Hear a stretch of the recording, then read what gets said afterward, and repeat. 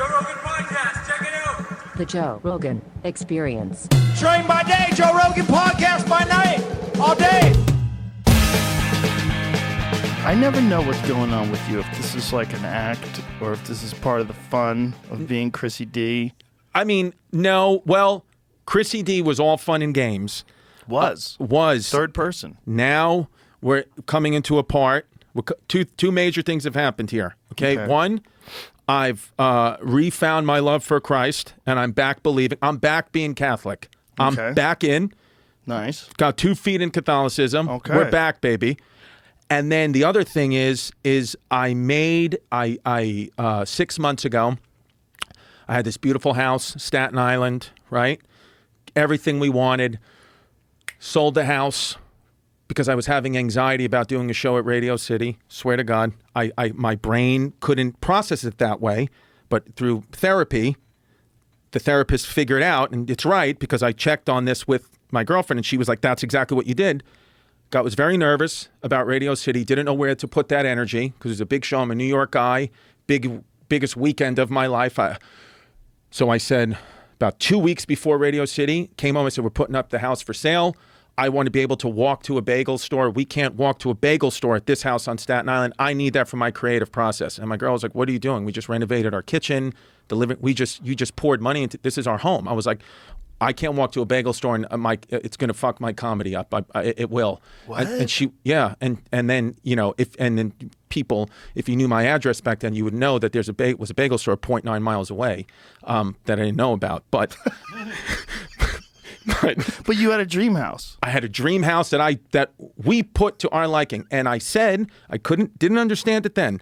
I said, "We're selling the house." And I convinced my family, because that's what we can do, right, as comics. I convinced them. I had them buy this story, convinced my girl, my family, what's going to be better for us is to sell this 5-bedroom house. Here's the move. We're going to sell this 5-bedroom house for about $300,000 under asking price. We're going to get out of this puppy. We're going to sell that. We're going to move to Queens, where we can walk to stuff and bagel stores and be in civilization. We're going to temporarily live in a 2-bedroom apartment. And then we're eventually going to move into a condo, and life's going to be better because we won't have to. I won't have to care for these grounds anymore. I won't have to throw out the garbage. We'll be safe in an apartment. People can't come in the back window of our home, and this will be the move. And I did that, and then the apartment that we had lined up fell through. We left the apartment we were living in because it had roaches. Jasmine almost left me. She was almost like, "I can't be a part of your chaos and self-sabotage anymore." And I had to kind of really just say, what the hell did I just do? Figure this problem out. Went back into therapy, turned back into religion, starting to find some answers. And now we're living in a home that we're renting that we like, and we're kind of settling in. But that I learned I learned the lesson of self-sabotage the hard way. It's weird. What's going on in my career right now? Selling the most tickets I've ever had, financially the best I've ever done, getting all these opportunities, was the worst version of me as a human being. Not because I was just self-sabotaging after self-sabotaging, and I didn't know why. Do you have friends that you could talk to about this stuff? Yeah, but they're, they call me gay. You know what I mean? Like, they're old school New York guys that are like, "I don't fucking know, dude, get a therapist." And I'm like, well, yeah, what I had to do, I really felt like nobody could really help me with this. I was like, I got to just turn to a professional therapist. And then I turned back to going to church. And I was like, well, at least I have, like, if anything for me, church is just an hour a week to just meditate and sit there. And I have nothing. I have no thoughts. I have no technology. I'm like, it's just me and whoever I think God is. That's how I feel about it. But that chaos stuff, because people always, Chrissy Chaos, I was actually living in it. And I was like, okay, now what I've done, now I've like hurt my family. Now I've done a thing that's like not funny. Now I've like taken things from my kids because I thought my kids would be like, "Oh yeah, Dad," like my 8-year-old. We had that, this moment that kids are just kids. I'm like telling him, like, "Isn't this great, baby? Like, we can walk to the bagel store now. We can go to the park. We're not like living off the side of a highway." And she was like, "Well, I love that we had a pool." And I was like, "Yeah, but isn't it better that we can, don't have a pool now and we can go to like the pool club?" And she was like, "No." She was like, honestly, she was like, we did it for you. So I'm happy that you're happy, but I miss my friends. And then I was like, oh my God, what the fuck did I do? So I kind of have been like backtracking as much as I can, little by little, to try to like recorrect these mistakes. And now my family is more on board. Now my family's like, hey, we're with you. We're with you, but we got to figure this out. So now we're settled finally in a place, and we're kind of falling in love with the neighborhood we're living in as time has went on. And my kids are finding friends and all that, and I'm not going to take that from them. I'm not going to, be like, well, wherever we are now, we're going to stay for years so they can build the bonds and the friendships that they need that I inadvertently took away from them without me even realizing. Can I have those edibles? So this anxiety ramped up when success ramped up. Yes. So here I sound like a therapist here. But is it because you're worried it's going to go away? Is that the anxiety? Like, what is the anxiety? Like, no. What is the fear? No, it wasn't any of that. It was, I believe, I have confidence. I believe that I'm in this business, I can do it. And I believe that like we're all together now, especially how comedy is now. I feel like we're all like this big brother, sisterhood, like we'll help each other. If one of us is falling, like we got each other. I believe in that. But I think that the actual anxiety of the day of, again, being a New York guy, one night Radio City, the next night the theater at MSG, all these, for me, a lot of tickets, 10,000 plus tickets, which is, that's huge for me. Right. I was like, how am I going to balance all this? What if I don't do well? What if one of these 10,000 people realizes that thinks that I'm some kind of fraud, thinks that like, hey, one is going to. Right. Always. Right. There's always people that are going to find some negative thing in anything. So now I've gotten to that point to accept that. I'm wildly different. Not wildly different, but I'm much better now than I was in September when all this stuff was going on, because I've just kind of accepted that I don't really have control of what others think. Maybe you need a thing other than just comedy that you do that's not like career oriented, like a hobby.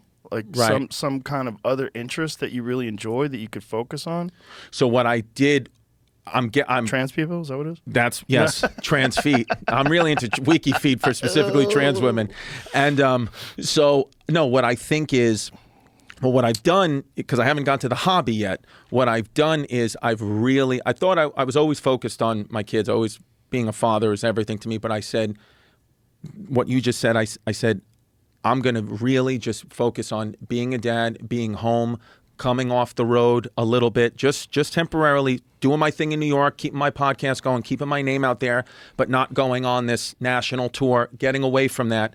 For now, I've shot a special. It's going to come out at the end of the year. I'm like, be home, be with the kids, be picking them up, be at the park with them, focus on, like, give yourself a schedule. I'm a comedian from 9 to 5 or 9 to 3 when you pick up your kids, just for now, you just be with them. And that's really helped. And now, like last night I was at your club, which is awesome. I was at your club, and that was the first time I was on stage in about 6 weeks since I shot the special. Oh, really? And I felt I did some of the same material that I was, because I've been writing, but I was like, I don't want to try a brand new thing right here. I did one new thing, but I was like, oh, wow, I felt like that little mental experiment helped me. Like, I was so excited to be on stage again. I've found, like, reconnected.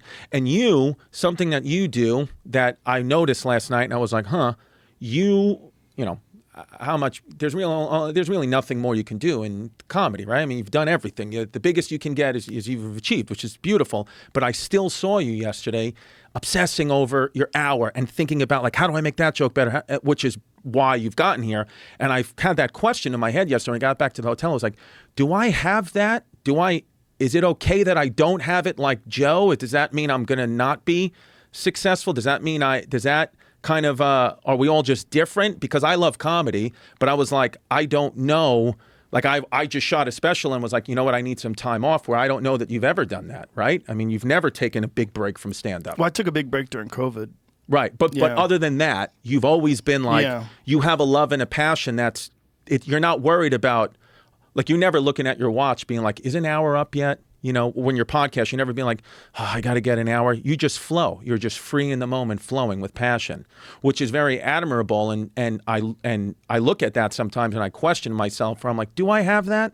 I know I've been relatively successful in this, and I do love it. But I'm like, do I have that? I wonder if therapy is not a good thing for a person like you. Okay, why do you think? Because I've never heard that. I wonder if like obsessing about your problems makes your problems bigger, and that maybe you just need another thing to focus on that maybe alleviates anxiety, like some kind of a hardcore workout thing. Okay. Do you work out? Yes. What do you do? Well, yesterday I did hot yoga. That's great. Yeah, just because I was on the plane, wanted to do the hot yoga, dripping sweat. That's a it was great crazy. thing to do. And then today I did. I ran 2 miles, and then I did with 30-pound dumbbells. I did 1 burpee, 1 press 10 times, ramped that up to 5. So went all the way up to 1, 2, 3. So it was a lot of burpees with that. Then I did farmers carries, ball slams. Thing I was dripping in sweat. I was trying to do that. Does that help you? It does. I always feel after a workout great because I was an athlete. I played basketball my entire life to the point where my friends from home are like, you never mentioned basketball, and that's the thing you were known as in the neighborhood. Everybody knew you as basketball. They used to call me Gums because I have big gums. So they would call me Gums, but they would call me Dirk, Little Dirk. Like basketball was my whole You have life. big gums? See how they're kind of big? No, you're doing that. I could do that No, too. I know, but when I smile, like I have gingivitis. Let me see you smile. No, they seem pretty fucking normal. No, I think you're thinking too much. Well, I really do. Yeah. I mean, Yeah. well, no, they used to call me Gums. I mean, Those people are rude. I've had the same size head and teeth since I'm 7, so I've always looked kind of So weird. your head grew into your teeth? Yeah, I just was born with this big fat head and big teeth. But they so basketball was an obsession. Then physical therapy, getting my doctorate degree was an obsession. Right. And then comedy became an obsession. And I think I have this thing in my head where I know I have to stay in the present, but sometimes I can't help it, where I'm like, well, is this your obsession ending now? And you're going to find another obsession? Yeah, it's the thinking about the negative possibilities that are dangerous. Right. I think Elon posted this on Twitter, that having anxiety is literally like having a conspiracy theory against yourself. Got it. That's pretty. Yeah, I can can see that. Because you're like thinking, oh my God, what if this all falls apart? And so Right. you're dwelling on that. But it's weird. But it's not falling apart. Right, that's the thing. Which is what I don't understand. Which is weird because I feel confident. I don't feel Right. like help me. I feel like I can figure anything out. Right. I'm a biological male. Do you think that maybe the worrying that it's going to fall apart is what keeps you on track? Because you're like, I can't let it fall apart. I have a family. I have a lot of responsibilities. I Yeah. have to keep killing. I have to keep doing great. Right. Yeah. It feels specifically. Yeah. I feel like I do feel like it's all on me with my family. Nobody else in my family works, and I take care of multiple family members, which I'm proud to do. I don't feel like that's a burden. I feel like this is great. This makes me feel, at times when I feel emasculated, that's something that makes me feel masculine. When I'm like, oh, I don't know how to build anything, and I'm, I got my girlfriend here putting up sheetrock, and I'm like, I can build fucking walls emotionally. I don't know how to do anything else other than that. I was like, at least I can. At least I feel like, you know what? I can take care of this family. Like, you rely on me for that. And I guess there is something in comedy, I guess because it's not like a day job, a daily paycheck coming in every 2 weeks, maybe that seeps in. But it's weird because I am very confident. I've always been confident in anything I do. I've always felt like my father would tell me from when I was a little kid, you control your part. You control the output, not the outcome. He said that to me a million times. You control your output, not your outcome. Just control your output. And the outcome is irrelevant. It doesn't matter if you win or lose. I don't care about that. How are you playing?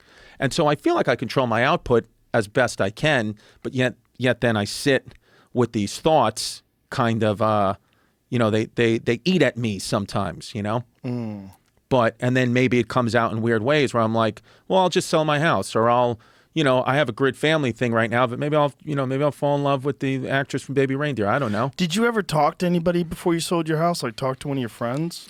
I was able to convince all of them that it was the right move. And you couldn't have convinced me. I wish I got on the phone I know. with you. I wish you. And I got rid of a great mortgage rate. I I really fucked up. So, but I had three. I was So I had, silly. I had like free money from the bank. I really fucked up, but I'm aware of that, and I'm kind of saying along these lines, I really fucked up. I do believe I've learned a lesson. I do believe that I would never do that again, and I do believe it wasn't fatal for us. But I was like, I've never been that guy. I would manufacture problems in my brain. I would say, this is an issue, but it's minor. It's not. It's self-obsessed, narcissistic, like disgusting, like Chris, get over yourself. Self-obsessed bullshit. Get over yourself. I would do that and then kind of tell myself, like, you're being gross. Stop, Chris. Like, your family, you have a pain in your big toe. It's not brain cancer. Shut up. And, your family needs you. And then, so I would do that, but then I actually did give myself a big problem. I had two major problems. I had this house sale, and then I had a family member who really was acting crazy, like crazy, where I was like, this is now a nightmare. This has become an issue. So I'm like, now for the first time in the past 9 months, I'm like, you one self-induced, one not, and you've created, now how do you deal with this? How do you think you created the problem with your family member acting crazy? Because I enabled them. I feel specifically. How'd you do that? I feel because I was giving them, money. I was not aware that an issue was going on. I was kind of giving them a drug issue. Yes, and I was allowing them, like to do things and say things, and I was just like, this is fun. It's chaos, baby. And then not realizing, like, hey man, you're affecting way more. You're going to be the head of this family than be the head of this family. They're going to follow your lead, and your lead right now, no matter how much you tell yourself, I don't do drugs, I don't drink too much, I'm stable. You're not, buddy. Like, you have to put your feet down right now, and your family's, my 8-year-old she's old enough now to somebody in her class will be like, oh, your dad's the comic, he's pretty filthy. Right. So my daughter is at an age where she's, I've never mentioned them. Nobody knows what they look like. I'm not that. But I'm like, oh, there's responsibilities now. There's repercussions for things we're doing now. My kids, they're not little anymore. My 13-year-old, I have 13, 8, and 2. My 2-year-old's obviously a baby, but 13 and 8, you're going to have to now really, really, really get your shit together. And I think that was scary because nobody really in my family, no male figures at least, even though my father's a great man, nobody really got their shit together, right? I was like, I'm the only one who went to college. I'm the only one who pursued anything. I'm the only one who's ever even owned a home, so even though I sold it immediately. So how long did you have it for? About 2 years. And I sold it for way under. My neighbor, who I didn't consult with, was like, why? If you wanted to move, fine. I get it. Staten Island's not for everybody, even though I love Staten Island. But you ruined the property values. He was like, yes. He was like, what the fuck? And he was like, you sold it. Who the fuck did you sell this to? And you sold it for hundreds of thousands of dollars less than it was worth. Why did you do that? Because I just wanted to get out. I just wanted to move. So you just accepted the first offer? Yes. I just needed action. My father his marriage with my mother got ruined because he was a hardcore gambler. Hardcore Gamblers Anonymous. That's a scary disease. Yes, gamble. And my father told me, even before I started doing this, my father was always like, you do not gamble, okay? If I ever see you learning card tricks, if I ever see you knowing what gambling on sports, any of that, you're really going to upset me. And like, this is the only demand I have of you is do not gamble. And what I believe has happened is I don't gamble. I don't even know what the point spreads and the VIGs, and I don't know what any of that means because and card games, you could put cards in front of me. I have no idea what's happening. People talk about, parlay bets. I have no idea what's happening. I don't know it's a foreign language to me.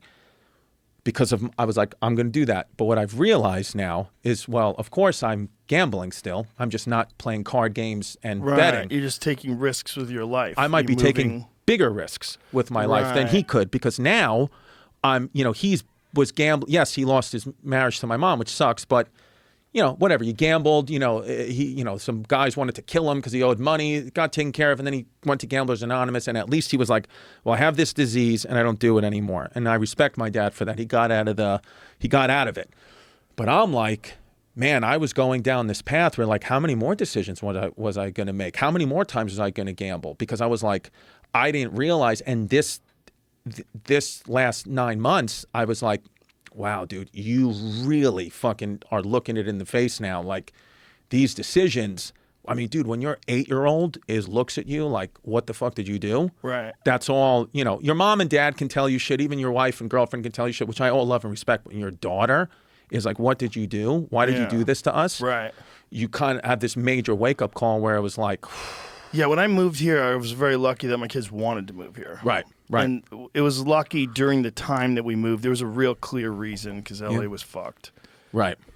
And they love it here, so I'm happy. But if they didn't, I'd feel fucking terrible. And if I had sold the house like that, especially if there's a real bagel store 0.9 miles away. Shout out Manor Bagels on Staten Island. They had excellent bagels. Shout them out. You just didn't know? Yeah, I didn't know until I Maybe sold you could buy it. back into the neighborhood. I know. Well, that's funny. My girl was like, do you think we can contact the people who bought our home And buy it back? and buy it back, even though it's twice the mortgage rate and you'll have to pay more money? Like, it would make us happy. And I reached out to him and he was like, no, you can't do it. And it's funny. I sold it to, Staten Island's like a funny, the people in Staten Island are great. They really, really are. But like when we first got there, it's like an old school. If you don't know Staten Island, it's like an old school New York City neighborhood. It's like the only borough that is like, kind of like more Republican than anything. Like they are like freedom, like American flag. You will see American flags everywhere on Staten Island. And Wu-Tang Clan. And Wu-Tang Clan, right? Wu-Tang is on one part, but and Staten Island. Staten Island, baby. And so they, they're like when I moved in, I come in here, it's me, I'm Italian, whatever, but then my whole family's Puerto Rican. And my neighbors, for like the first 2 weeks, just because I didn't know, I told my neighbors that my wife was Italian and my girl was Italian, not Puerto Rican. I swear to God, I told them we were Puerto Rican. And then my neighbor, who's a great guy, he's a doctor, he finally came over to me once and he goes, we know she's Puerto Rican. He said, Chrissy, it's no issue. Why did you lie about that? Because I thought that that's what I was supposed to do. And then I sold the house. And again, it's not, I sold the house to a Palestinian family, which, whatever, right? Do they have Palestinian flags now? Yes. They're very nice people, but I sold them. And now, they're proud of their country. And then, I sold them before this whole shit started popping off. So now that same neighbor's like, way to fucking go. And he'll send me pictures. And then it's funny because like they have a flag outside, and my neighbor got American flag twice as big as theirs, just fucking stamping that. Nice. So I'm like, so now I've caused a community conflict. Community conflict. Why don't you just offer them more money, the Palestinians? Maybe they're uncomfortable there. No, well, so actually what has happened is when I contacted them is they have like multiple family members living in there now. Oh. Like they have, so they're like, we can't, this is our house. Like we have to stay, like they have a baby, they have a whole,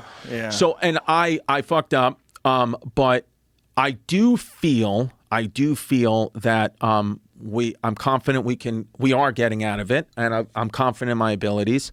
Are you going to go back to Staten Island? I have been looking at houses on Staten Island. Yes,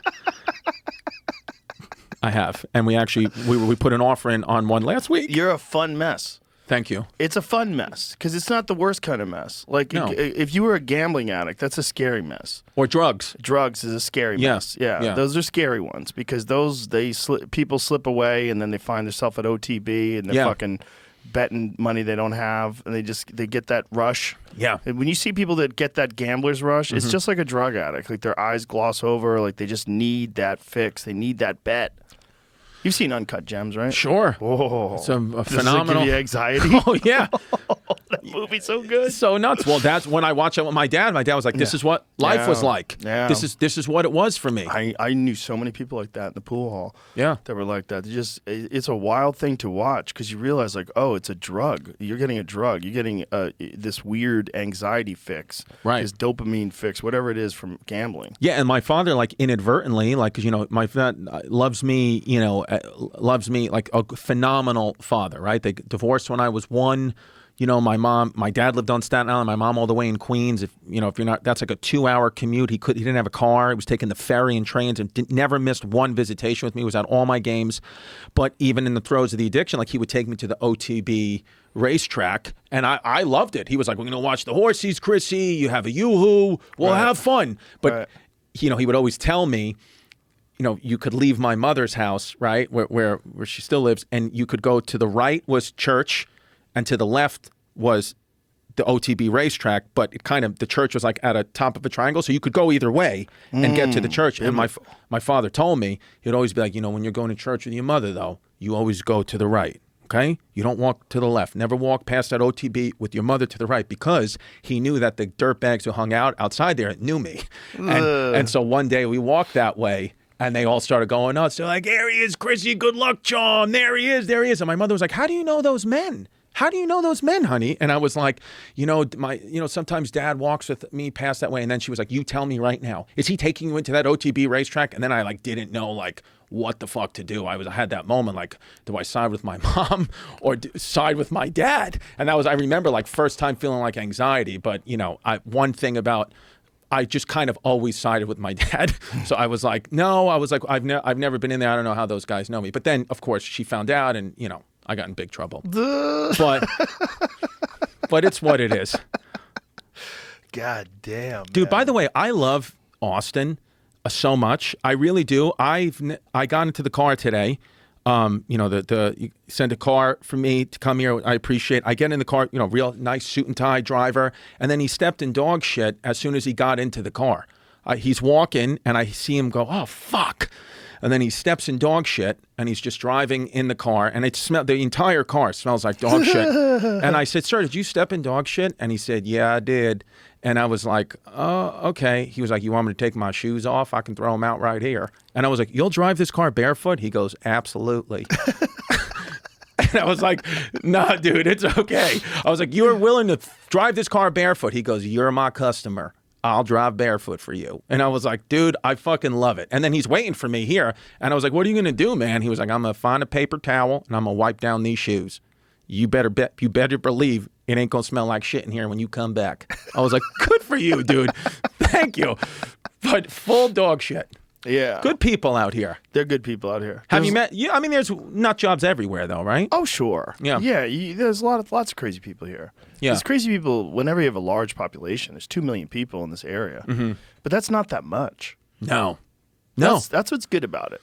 It's like people aren't a burden. Yes, because you have the space. Yeah. If you live in New York City, if you live in L.A., people become a burden because there's so many of them, you don't appreciate them. See, the thing with New York, I agree. And New York now, it never felt that way. My whole life there.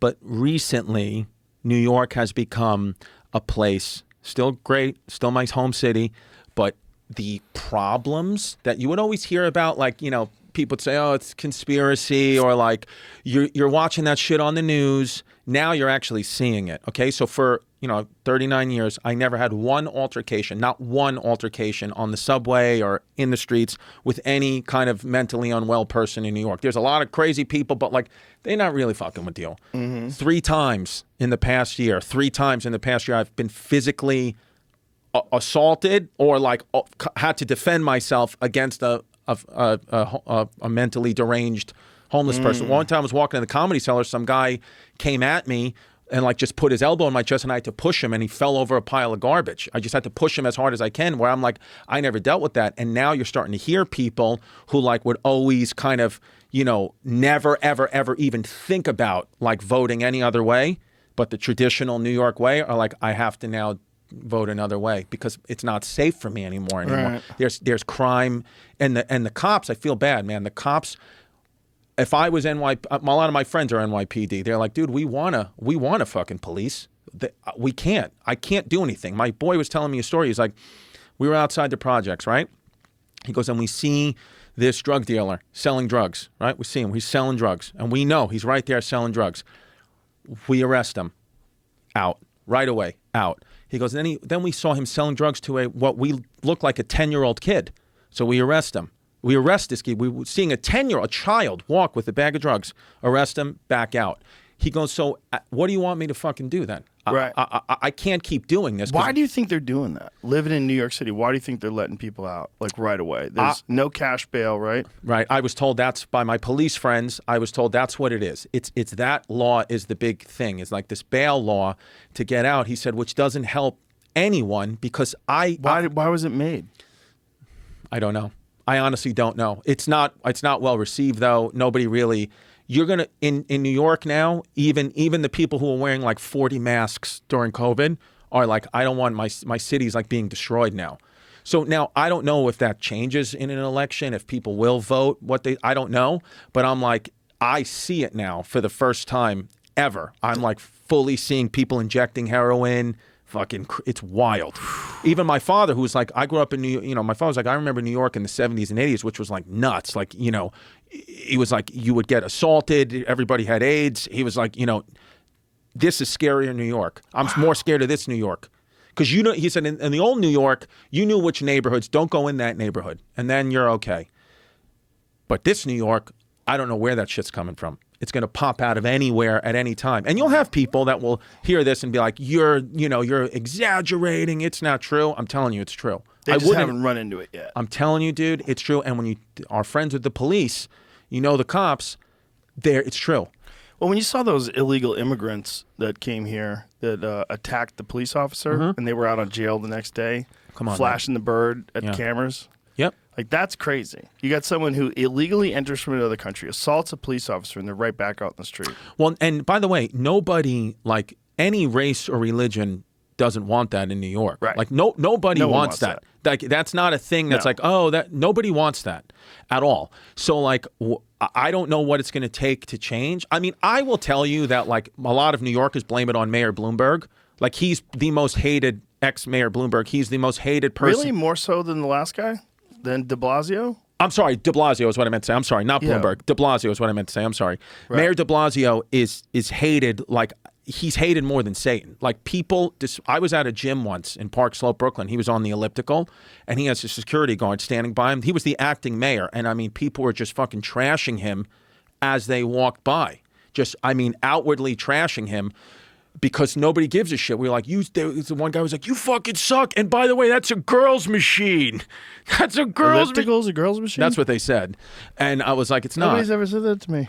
Yeah. They said it's a I girl's. use elliptical machines. I mean, dude, they wouldn't say it to you. But they said it was a girl's machine. And I saw one of the security guards go like this. He just did that little laugh. And then, but people hate him and they blame a lot of what's happened in New York on him. Well, he was definitely a fool. Sure. He was a weird fool. First of all, that's not his real name, right? He's not No. Italian. De Blasio is not his real name. It's like some sort of a German name. What's De Blasio's real name? It's like Wilhelm, I think, is it? Something very like Nazi. Wilhelm. Well, what's really crazy is that video where he was doing that thing trying to get people to get vaccinated, and like you get a free burger, so he's eating a burger. Does fries come with this? Yeah, Warren Wilhelm Jr. Yeah. And he just divorced his wife, which she also stole. They said like $80 million or something like that went missing. Yeah. That's gone. So they hated her. Now they're divorced. It's one of those things though where I just got to stay there. It's just home. If I wasn't. Yeah, well, especially after what I told you I just did, I can't now uproot the family to Austin as much as I want. Are you thinking about it? Yeah. Well, when I come here, I'm like. Are you renting right now? We're renting right now. I can't take my kid out of school though again. I can't do it school's to my almost over. But my kids have went to now you're making me think about it. Give me an edible. Don't do it. Okay. Don't do it. But this is only 10? Because 5 puts 10. me on my ass. No, this is only 10. Should I eat half or eat the whole thing? 10 you'll be fine. Are you positive? No. Okay. I'm not positive in anything about you. Thank you. Other than you like trans girls' feet. Yeah. I'm pretty positive about that. I don't think you'd lie. I wouldn't lie. That's the one thing about me. I make shit up. I exaggerate shit. A lot of my comedy stories and stuff, exaggerate it. Right. When it comes to shit like that, I won't lie. Yeah. No, I believe you. This is a good place to live, but I don't think you should uproot your family again. Yeah. Unless you can convince them. Once they come here and they really like it. Well, Jasmine, my girl, has told me, you can move us again in 5 years. Okay? 5 years. That's not a good time to move them. Well, that's a bad time. Well, why? Because she's saying our 13-year-old will be through high school. Yeah, but then the other one, 8-year-old will be going into high school. Yeah, so you don't want to move them like at high school. You don't think moving them in 8th grade? I think before. This is my personal opinion. I might be wrong for whoever is listening to this that's about to move their kid. Because listen, my family moved me to Newton, Massachusetts from Jamaica Plain for my first year of high school, and it was actually good. It was good because Jamaica Plain was fucking sketchy. Jamaica Plain, which is nice now, it's like they've done, as Boston expanded, like they sort of like they renovated a lot of places and added. Jamaica Plain is like a much more calm neighborhood. But when I was there in the 1970s, it was sketchy as fuck. It was sketchy. It was like I think we moved there in 78 or 79. It was fucking weird. It was dangerous. I had dangerous neighbors. These kids were they already having sex. Like, I was 11, and they were like, Jesus. I remember this kid was telling me, like, you don't even know how your dick goes in a pussy. You probably think it goes in straight. I'm like, it doesn't? Yeah. He's like, it goes up. I go, it goes up. What? I thought, I've never seen like no girls had ever shown me their vagina when I was 11, but they were trying to explain to me that it's like, I guess I wasn't 11. I guess I was 13. Okay. So it was like we only lived in Jamaica Plain for a year and a half. Yeah. I think we moved there before school. I think I went through the summer, and then I went to school was sketchy. So this is where I went to 8th grade. I went to this like public school in Jamaica Plain. We didn't have any money. It was a shitty area. But the kids were like 17 in the 8th grade, and they would show up for the first days of class and then quit. And it was just like they had dropped out so many times. Here they were, the age where they should be graduating, and they're not even in high school yet. Wow. It was weird. Is that you think got you into martial arts then? You feel like you had to defend yourself in some ways? I definitely I felt super vulnerable, but I didn't get into martial arts until the next year. But it was... What'd you do? Did you lose your virginity first or get into martial arts first? Martial arts. Nice. Yeah. Actual sex. I mean, I'd been fondled by a lady. She was 21, and I was 13. That was a lot of fun. Oh, that's interesting. She's very pretty. Yeah, I believe it. But nothing hardcore serious, not like sex until I was like 16. 16? I was 17. 15? I guess I was almost 16. First time I ever had sex, went raw dog, didn't pull out. Yep. Jesus. I First went time? I didn't know what to do. Oh, my First goodness. time. Nobody talked to you? No. A very Catholic family, wouldn't speak to me about these things. Raw dog, not pulling out. Not pull out. Everyone's so fertile at that age. Dude, Oh, and my she was God. half Jamaican, half Italian. Boy. Very Super beautiful. fertile. Beautiful girl. We actually were on the same basketball team. We were playing Whoa. basketball together, and she had already had sex, and I was a virgin, and we had this sex and unprotected. And I'll never forget, she was, she put like a do-rag on. She had done this before. My mom wasn't home. She Right. put this do-rag on. She was ready to go. She was ready to go. And then she, I was so nervous I could barely get an erection. I just couldn't. It was like Right. impossible. And then finally got it in. And then I finally got it up. And it was, she wrote, dude, 2 pumps, blew it. She was like, "Did you just come inside me?" I was like, "I'm sorry, so sorry." And then I had this emotional swing where I immediately, I started hysterical crying. The very first time I had sex, it was the weirdest thing. I can't explain it. Hysterical crying to the point where she, comforted me, and then within 2 weeks broke up. Of course. She was probably done. Waited in 2 weeks. I couldn't. She was holding her breath. Yeah, and I don't know. My therapist can't tell me why that happened. He's like, "That's a rarity. I can't tell you, man." Well, you're an I don't emotional think you guy. should dwell on it. You were No. fucking 14 years old, but it's anxiety. It's anxiety. So thinking about a thing, then a thing happens, and you're just overwhelmed, and you don't know how to handle it, so you just cry. Anxiety for me is this interesting thing. I know a lot of people suffer from it, but it's this interesting thing where I've connected now. I used to lean into my anxiety, right? I used to, especially doing comedy, I would like make it a thing, whatever. Pandora's box of anxiety opened up for me on 9/11 because I thought my mom was dead. It's this whole thing. So I couldn't shake that feeling for 10 years after that. I could not shake the feeling of thinking my mom or anyone I loved, any woman that I loved, girlfriend or mom or aunt, if they did not respond to me within 5 minutes of a text, I assumed they were dead. That feeling of 9/11 every day came back because I was calling my mom, no response. Every day, coming back. And so I would deal with that. And then something happened where I started to look at my anxiety like narcissism and like disgusted with myself to the point where, because I used to put out these videos, Anxiety Tuesday, talk about my anxiety, and people will still sometimes be like, "Oh, that Anxiety Tuesday stuff, it helped me so much. Why don't you do it anymore?" And I'm like, I hate that. I hate that guy. That guy was so pitiful, like, because you were being worried about things that really didn't matter. What I should have done and what I know now is dealt with that anxiety in a healthier way. So instead of subconsciously, selling my house because I was really nervous about a big show, I would have been able to deal with that anxiety in a healthier way and make a better decision. So I think like this relationship with anxiety is so like big and swings in my life that I used to kind of I'm trying to use the energy now to be like, well, how can you learn from this? How does this build you up? And how do you make better decisions, by doing this? So I struggle with that. Do you have friends that you grew up with that also had anxiety too? No, anxiety wasn't a thing that you could speak about in my neighborhood. So this was only like you on your own developed this? 100%. And then like I remember my anxiety was so bad. I played college basketball, and I would text my girlfriend at the time to make sure she got home from work, whatever, what she was doing. And if she didn't text back, I remember there was this one game, we were playing Brooklyn College, which was like a big rival. We needed to beat them. I was, one of the best players on the team. I remember she wasn't texting me back. I foolishly texted her before the game, like when we were in the locker room. And then thinking, okay, we're going to go in for warm-ups, 20 minutes. I would have to leave my phone in another room because the anxiety of, like, is the phone ringing or not, I couldn't handle it. So if I texted her and then I went and did something else for 20 minutes, I would say at the end of this 20 minutes, she's going to have a text, she's home, and you can relax, right? Even though it was pure daylight in New York, like she was always going to be okay. But my brain convinced me otherwise. So one day, she's not texting back. And now the game has begun. So I'm playing this game like I can't even feel my body. Like I am paralyzed. Truly, I cannot feel my body. My mouth is numb. I'm having like a full panic attack, but I am the lead player on a college basketball game that we need to win. Oh my God. So I don't know like what the fuck to do.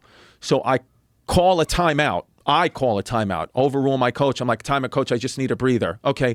I say, I'm just going to go back into the training room. I just want to tape my ankle, which is normal. Okay. I come back out because I wanted to look at my phone. Yeah. I look at the phone, still no message, still nothing. Turns out it was just a delay on the train, and she's a 21-year-old girl. She's not looking at her phone all the time. Right. And I come back and I have the phone stuffed in my pants. Oh my God. I stuffed it in my like tidy shorts, and I played the game with the cell phone stuffed in my pants because I said the only way I'm gonna be able to do this is somehow, when nobody's looking, even though it's a packed college crowd, pull out this phone and make sure that she texts me, or else I can't play. I'm going to be paralyzed and I can't play. So I had it, and then I was playing the game, realizing this is worse because now I'm waiting for the phone to vibrate, and every time I thought it was vibrating, it wasn't. I was just running in the game. So then I stuffed it in towels and the warm-ups, which was in a pile in the back of the bench, and coach would call timeout, or I would call a timeout. I did that twice and get out, and then I would go over and look at the phone to see if she had texted me, and I dealt with this anxiety. And then what happened was we were kids, 18, 19. I opened up to one of my friends about it. We used to call him Bam Bam. He's a big boy. And I opened up to him about it thinking, whatever. And then what they did, again, back then not knowing anything about mental health, not really caring, being from deep in Brooklyn, what they did is on a road trip, one time we were going to a game, they found a way to they star 6-7'd, called me from a unrestricted it'll pop up nobody, and they said, the girl's name was Melissa. They were like, hey, we kidnapped Melissa. Oh, geez. We have her in the trunk of our car. She's gonna die. Like everything that I confessed to them, they said, and it was crazy. My freshman year, when she also played basketball as well that year. When I was a freshman, she was a senior, so we would always be in the same gym at the same time, so I had no anxiety. I was 90% free throw shooter, 9-0. My junior and senior year, when I was a better basketball player, in better shape, the leader of the team, but she was not with me every game, 50% free throw shooter, because my brain, I couldn't feel my body. And I somehow got my teammates didn't even know this, I got all the way to Division III All-American. I'm my school's all-time leading scorer, or maybe second now. But I did all this stuff, and I was completely, 100%, absolutely having like this mental health crisis. Like as anxious as I could be, where I swear I would never joke about this. Like I was like at 21 years old being like, I'm going to have to kill myself. I cannot live like this. And nobody could help me. My mother didn't know what to do. No, but this was, 20 years ago. But there was no mental health. Nobody knew that. Nobody knew about like that. I just dealt with every day reliving. I think my girlfriend's dead. I think reliving that 9/11 Pandora's box, and it affected me, and to the point where like every relationship I had, they broke up with me because they were like, I can't deal with this. To them, it was control, and in a way, it was. I was trying to control. I wouldn't care about if they cheated on me. Where are you? I was never jealous about that. I'd be like, go have fun, have sex. Let me know how big his dick is. I'm kind of into it. I don't give a shit. But I cared about their safety always. And it was this thing I could not let go of. And the biggest fear I have, and that's why I'm trying so hard to work at this now, and sometimes it's fucking exhausting, but I'm trying so hard, is I don't want that anxiety to come back and then I put it on my daughters. Right. Because I don't want to be, they're 18, 19, want to live their life, and dad's here texting them and they don't write back, and now I'm thinking, who has my daughter? So I worry about that. That's the first fear I had when I held my oldest daughter, who was, love of my life. I've held her and I was like, what's going to happen when she goes outside? Which I know you got to stay in the present. You can't worry about that, but sometimes it hurts me. How did you get over this everyday crippling anxiety to the point you thought you were going to kill yourself? How'd you get past that? So what happened was, the only advice that I did get from a friend of mine who's my kid's godfather now, was like, you are so much better basketball player, that's what I cared about back then.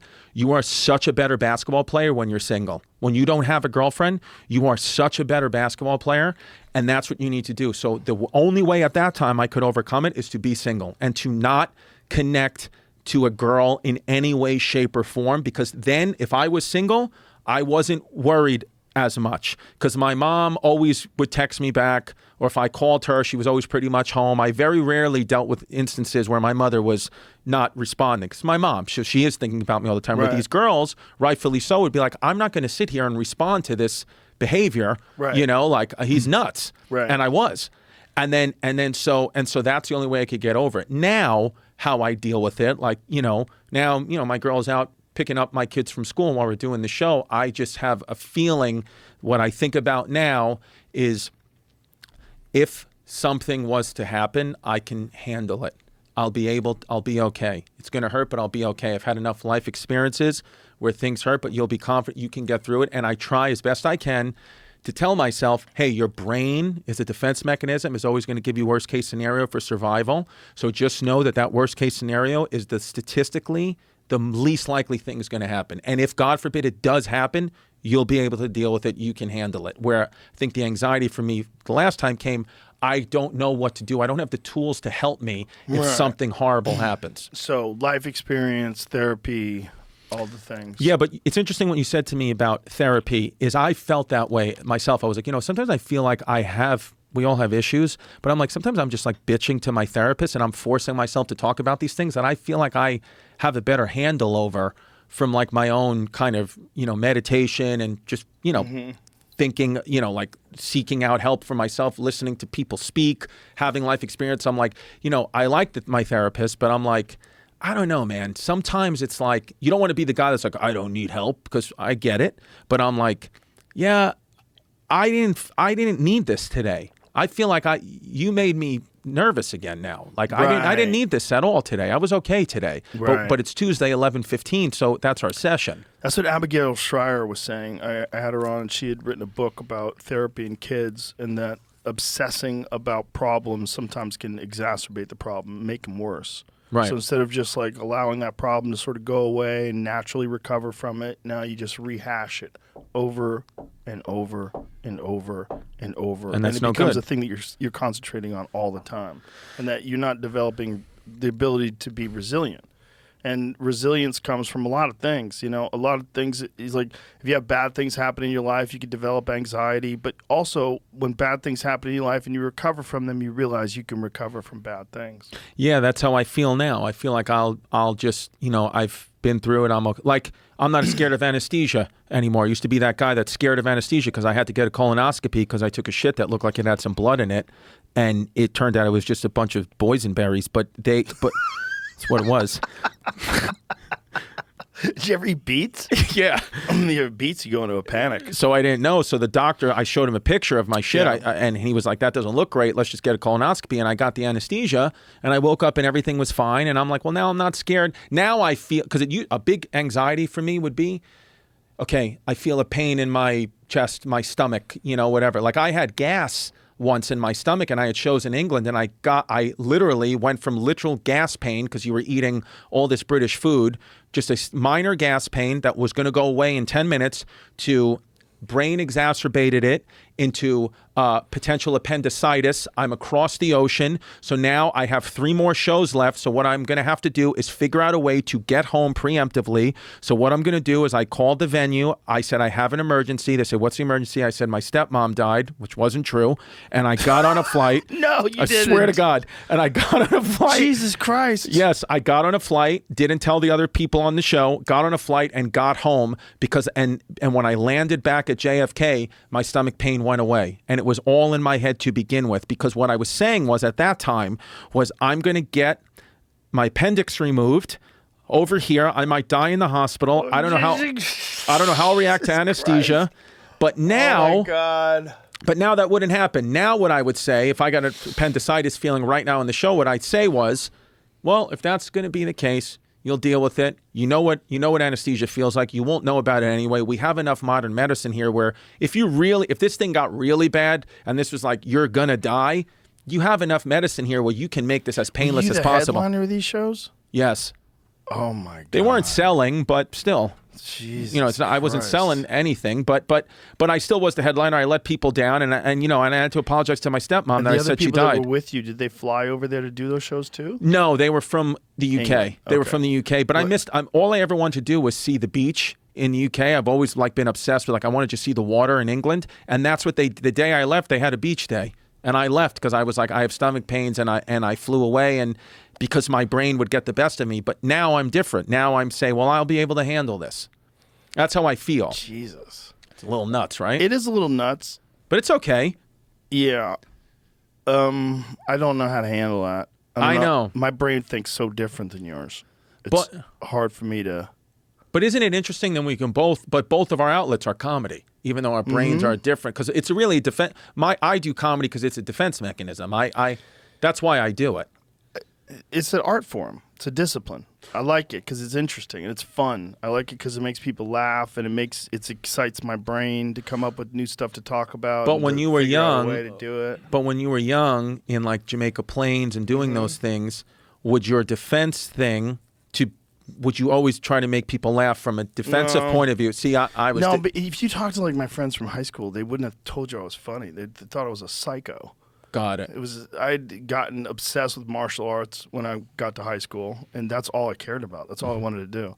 But back then, I just was a drawer. I was an illustrator. I did a lot of comic books. Left-handed? Right-handed. You know, many people are good drawers who are left-handed, who are right-handed. Really? Most of them are lefties. Lefties are really good at a lot of things. Yeah. I think lefties learn things easier. I don't know easier, but they seem to be better at learning things. I mean, this is a gross exaggeration. There's a lot of lefty morons, I'm sure.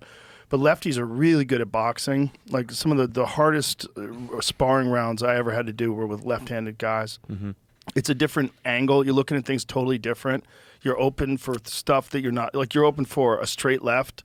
You're open. The right jab comes from a different place. It's harder to manage. It's weird because your brain gets used to a guy with a left hand in front, and you're standing and you're moving around with him. As soon as the right hand's in front, you're like, oh shit! It throws everything off. Right. They're really good at pool. A lot of like world champions are left-handed. Like some of the best players in the world are left-handed. Not all of them. A lot of really good right-handers too. But there's something about left-handed people that they seem to excel at stuff. I've never played pool once in my life. Good. Don't do it. You think I should? Is It's like golf. Don't get it. Oh, golf the thing either. is, if you get into it, the problem with pool is if you get into it, it's so engrossing. It just takes over your mind. Everything. It's so difficult to do.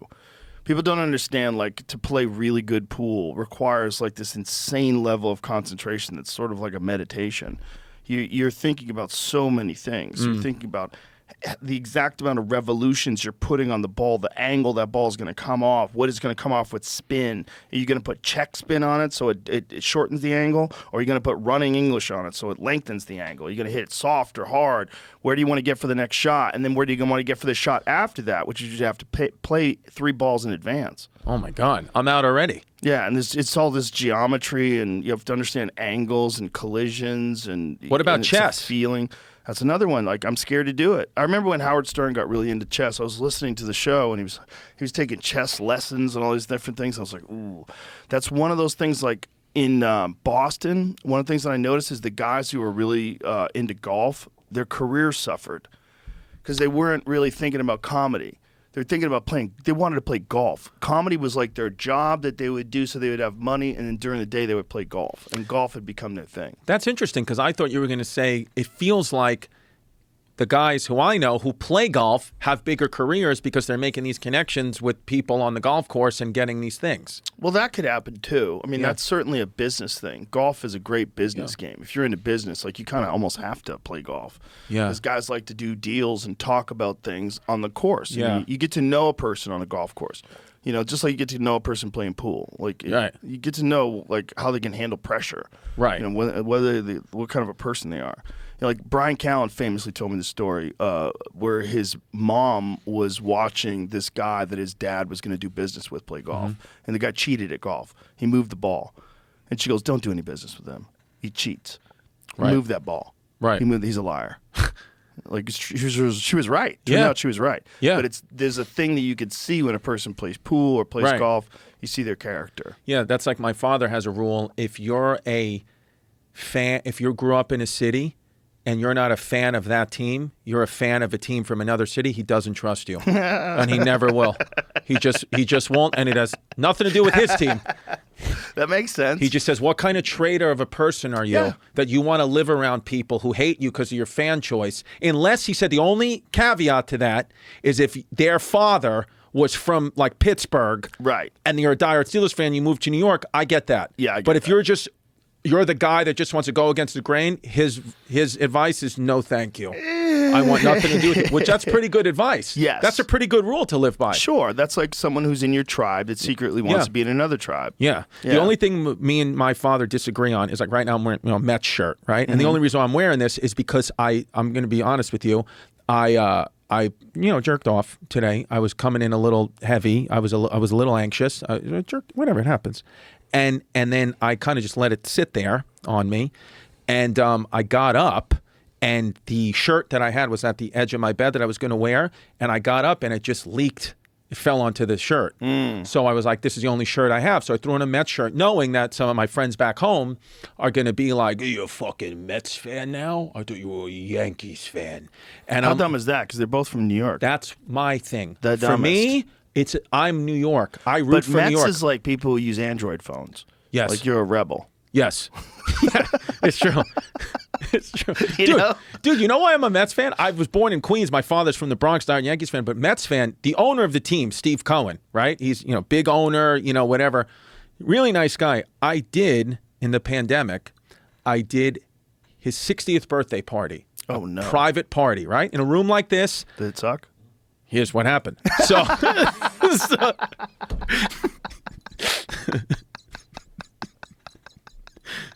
I can't wait for this one.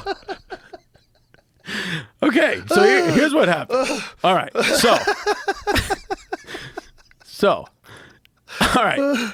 I get a call, right? Okay. You're going to do this show. What happened was Jasmine, my family's Puerto Rican. My kids are Puerto Rican. I have material about having this Puerto Rican family, right? Steve's wife is Puerto Rican, okay? They have his 60th birthday party, and what I thought the birthday party was going to be was him and his family. I'll do my Puerto Rican jokes, the wife will like it, whatever. It's 20 minutes, great money. It's, cool opportunity. Do it. It's a challenge, right? It's the pandemic, not much going on. They rented out this restaurant. Nobody's supposed to know about it. It's like in the back room thing. So I go. So I get there, and it's him and his 10 friends, all guys. Just all guys sitting at a table like this having dinner. They do not know comedy's supposed to happen. The wife thought it'd be a good idea to get a comedian in there for his 60th birthday that she wasn't invited to because this was a guy's thing. And so a 60-year-old billionaire doesn't know who the fuck I am. If you're going to have comedy, have Jerry Seinfeld, have Joe Rogan, have somebody that they know. They have no idea. So the guy who, was like Steve's assistant, who has to answer to his wife, I think his name was Ned. He goes, are you the comedian? I was like, yeah. He goes, all right. He goes, what's your name again? And I was like, it's Chris Distefano. I thought like Mrs. Cohen knew me. He was like, yeah, she's not here. Like that's, it's all guys in there. I said, well, do you not want me to do it? He goes, no, she already paid you. Like you have to do it. So I was like, okay. So I was like, well, just show me where like the microphone is. He was like, we don't have anything. There's no microphone. There's no lights. He goes, we were thinking, he goes, they just got served their entrees. So we were thinking you can just stand in the front of the table and do a few minutes. Oh, boy. So I was like, that this is a nightmare. And he was like, it doesn't feel like they're going to like you. So.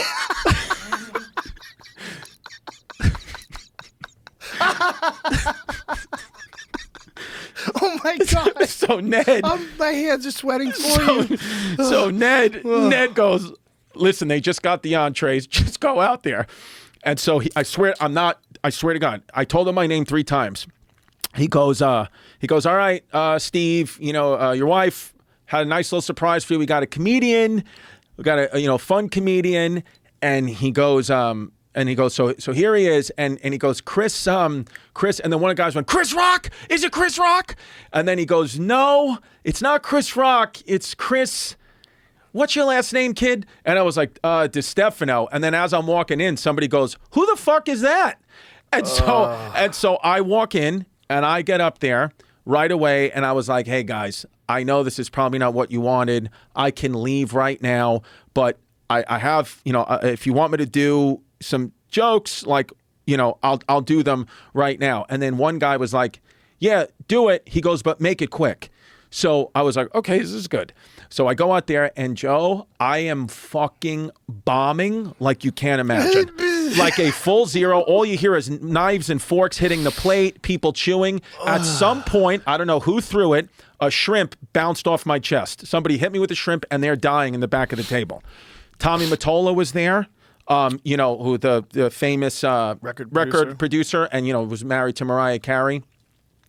So I go, oh, Mr. Mottola, I'm a big fan, of your ex-wife. I loved her work. He goes, yeah, I bet you're a big fan of cock too. Big laugh, like I'm like, oh my God. So then finally, the only person laughing. Tommy Mottola dunked on you, got the biggest laugh of the room. Crushed. The only person laughing is Steve's son, who's 30 years old, who's become a friend of mine, Josh, great guy. He's laughing in the corner, not at my material, just because he's like this, because he knew my podcast. He was like, oh my God, this sucks. So then Steve finally goes, listen to me.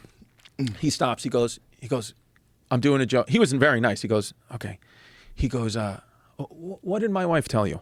And I said, well, Mr. Cohen, she told me just come out here, birthday gift for you, do 15 minutes and just do the best I can. And she thought you'd like me because I talk about the Puerto Rican kids and all that. He goes, yeah, I'm not Puerto Rican though. I was like, no, I know. And he goes, how about this? I'll make you a deal. He goes, what are your 5 best minutes? And I said, well, I did the David Letterman show a few years ago. He goes, oh, I know David Letterman. I said, yeah. He said, why don't you do that? How about, and he goes, do that. Do those 5 best. He goes, I'm going to tell my guys to listen. Do those 5 best. He goes, if you can get me to laugh in those 5 minutes, I'll double whatever my wife gave you. He goes, did you get it already? I said, yeah, I think she wired it to my agent. He goes, I'll double it. Whatever it is. I don't even know what the number is. I'll times 2. Give me your best 5. So I just planted my feet and I just to the wall, didn't even look at anybody, just did my exact David Letterman set, which is about being on the subway. I just came back from England, like shit from 10 years ago, but I had it and I did it and they started to laugh and sure as shit, that's what he did. He doubled the money, turned out to be a big thing, for me. And then what happened is I had to sign all these NDAs not to talk about anything. But you just talked about it. Well, here's the thing.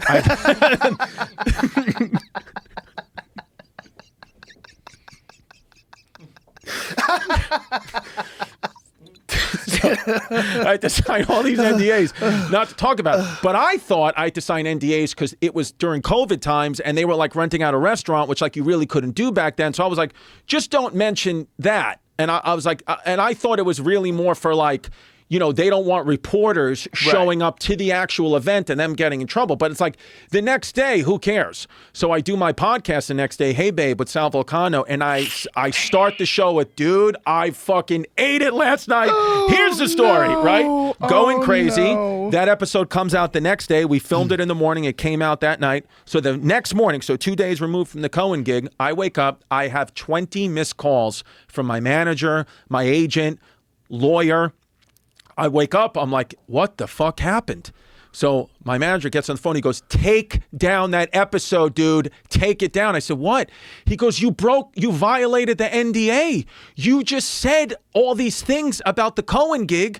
You can't do that. His lawyers are saying you're going to get sued right now and they're going to take you to court and they will not lose. Whatever. And then so I just hung up the phone on him. I was like, I need a second. And I just hung up. I said, what the fuck do I do? Because I'm like, I'm not taking that shit down. You know, it's comedy, whatever. And then so I'm like, let me calm down. So I scrolling on Instagram, right? This is what we do. Baseline, scrolling on Instagram like a fucking crocodile. I'm scrolling and I see DMs from Steve's wife, Steve's daughter, Steve's son. And I'm hearts like this now. I'm like, oh, maybe I am fucked. Because like now the family themselves, Right. It was all, I can't believe you talked about it. Hey, babe, we loved it. That's amazing. My dad's dying laughing. Come to a Mets game. Throw out the first pitch. The mom being like, I want to meet your wife. Oh my God, thanks for mentioning that. And I'm like, wait, what the fuck? So I call my manager and I'm like, I have messages from the family saying that it's okay. And then he's like, all right, hold on. And then he calls. He says, send me those messages. I send him the messages. And then within 5 minutes, lawyers backed off because Steve didn't tell them to do that. The legal team was just like, that's a violation. I don't even check with Steve. You fucked up. And then it went away like that. And then the family now has become like friends of mine. It's like really, the Cohen family owns the Mets, are like awesome, amazing people. It's like, it's almost, even though it's a big Major League Baseball team, it's like when you go to the game, it's like, Josh, you don't even need a ticket, dude. Come walk in the back door, walk in with us. Like, so cool. And then Steve goes, I'm going to let you redeem yourself. In the baseball season, he goes, I'm going to let you redeem yourself, okay? I was just at the game, and he goes, here's what we'll do. He goes, it looks like rain. He was like, if there's a rain delay, I'm going to give you the mic. I'm going to put you on the Jumbotron, and you do 5 minutes. I said, you want me to do 5 minutes to cold, wet Mets fans that are angry about the team not playing? He was like, do you want to redeem yourself or not? And I was like, I'll do it. So we have, I think it's on my Instagram somewhere. Oh my God. So I'm wearing, dude, the worst shirt, like a floral printed, stupid shirt. My friends, I was sitting in the owner's suite, right? My friends or diehard Mets fans, they were sitting in the stands for this. They didn't know this was happening. So rain delay comes. They have the Mets announcer, again, who messes up my name, call me Chris Destalopoulos. I'll never forget that. She goes, Chris Destalopoulos. She goes, I was going to do a few minutes of comedy for you. So, and then the camera's just on me. And I don't even have a mic. They had, one of those mics that you pin to your shirts. Yes. So I had that. So I was like doing that bit where I was like, yes. And I'm bombing. horrifically bombing. Oh my God. Yeah.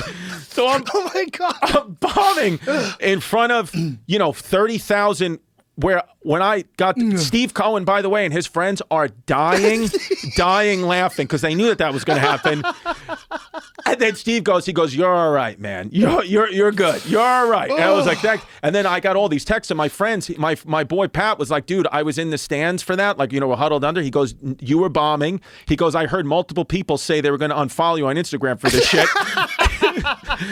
And he goes, it was so bad. He goes, it was literally so bad. He said there was a little kid started to cry. It was horrific. And he goes, and your shirt fucking sucked. And I was like, and so it was one of those moments. But I say all that to say, that's why I wear the Mets shirt. I'm New York first. And the Cohen family is awesome. and the Mets are awesome, and yeah, it was like one of those things where a bad thing turned into a good thing. You know, That's hilarious, dude. Dude, bombing like Joe. The one at Citi Field was worse. I mean, that was worse because not only like I was in the control room. When did you? Between knowing you were going to have to do it and doing it, how much time was it? Less than 5 minutes. Oh my God, Jamie, is there a way if you could like Chris Distefano Mets game bombing flower shirt? I put it on my Instagram. I don't know if you could be able to find it, but oh my God, my abs. But dude, it was. And you know what was the worst part? Is I was sitting in the control room. That's where they had me go live from. And I was bombing for the people in the control room. They were just like looking at me. And then they were still doing the thing. Like, when are we back from rain delay? I was like doing a bit. Like, you know, like doing like a clean bit. And they were like, what was it? Is the storm coming in? Not listening. And then at one point, I was in the middle of my bit. And the guy was like, buddy, shh. I'm listening to the MLB. Shh. And I was like, oh my God. And I fucking ate it. But they were pretty nice to me. They've been pretty nice to me. But it was bad. And my friend Josh tells me, he goes, yeah, dude, like you've eaten it as bad as you can eat it. Wow. Then they had me come out for a fundraiser. This was like in a comedy club. I fucking bombed that. And I was just like, in a comedy club? Not a comedy club. It was the Paramount Theater. It was like a fundraiser. But I had come out, it's that classic thing where the one comic they have that nobody knows about comes out, and I came out right after the video of the fundraiser for the kids with cancer and the mom and dad who lost their child to cancer. And then I have to come out and just be like, let's forget about that and do this. And then they had these polar bears on stage that were like raffled off. They were like $1,000 stuffed animal polar bears for Pete Alonso. They call him the polar bears, the best player on the Mets.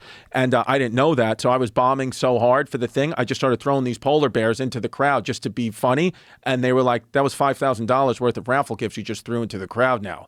And I was like, sorry, I don't know what to do. And then they were like, well, I don't know, like you might have to pay for that. Like his, you know, and then I was like, all right, I mean, I guess if I have to do it, I'm sorry. And then again, his dad was like, fuck it, dude, it's polar bears. Just let him keep it. He was like, that might have been the worst one of all three. I was like, thanks.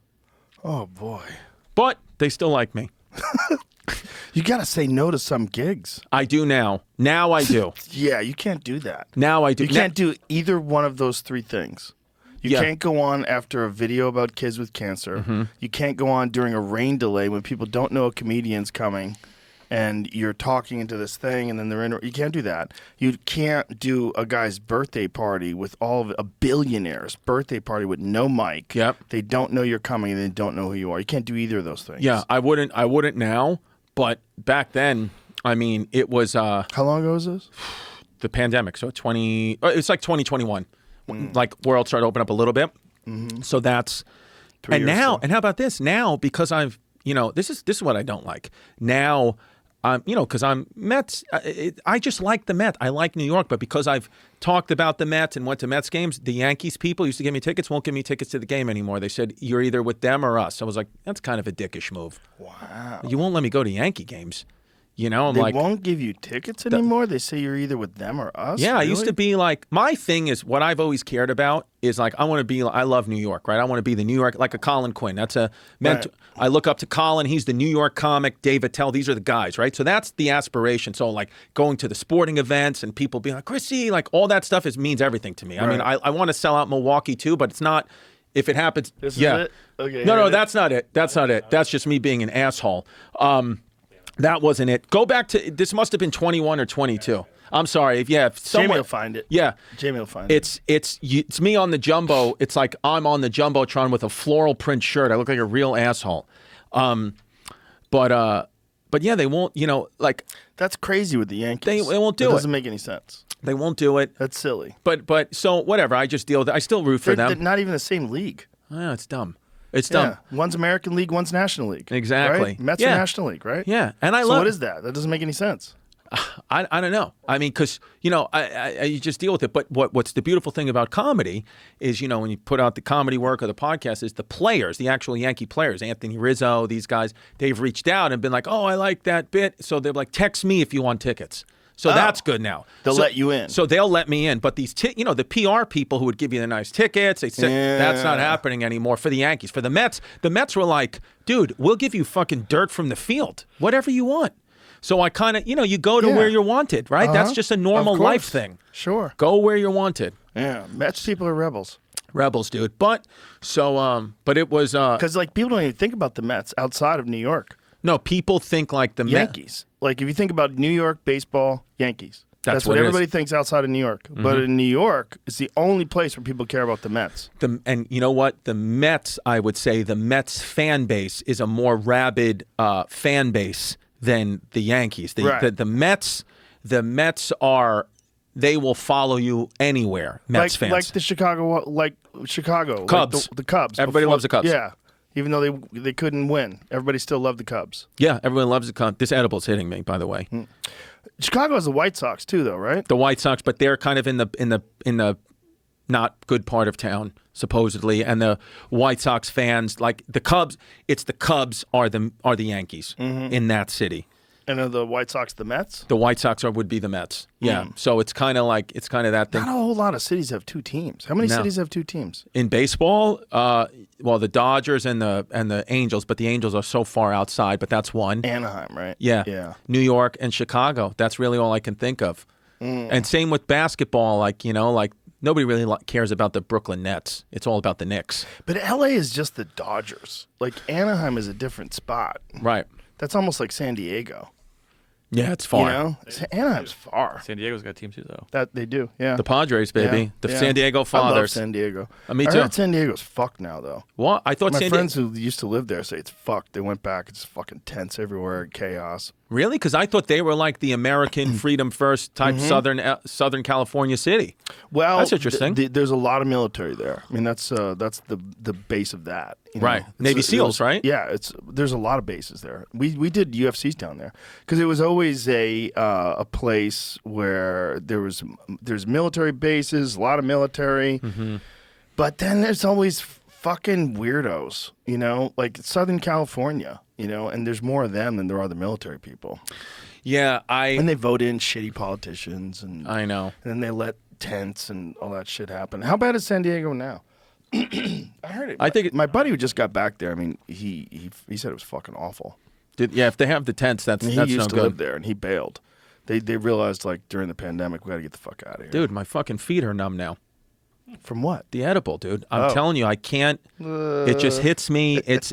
I don't know if it's what it is, but it's my feet are numb, and don't think about it. You think about yourself a lot, which is selfish and narcissistic, and I don't like it about myself. Because can you just stop doing it while it's happening, or is it just does it overcome you?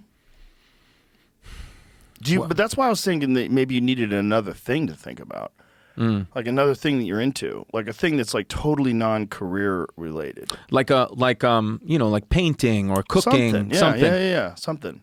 Yeah, somewhere you really get into that thing, where you think about that thing and like being better at that thing. What about playing basketball again? Sure, that's a great one. That's also a good one too because it's physical. Yeah, and I think the things that you get into that are physical require even more because it requires not just thinking. Yeah.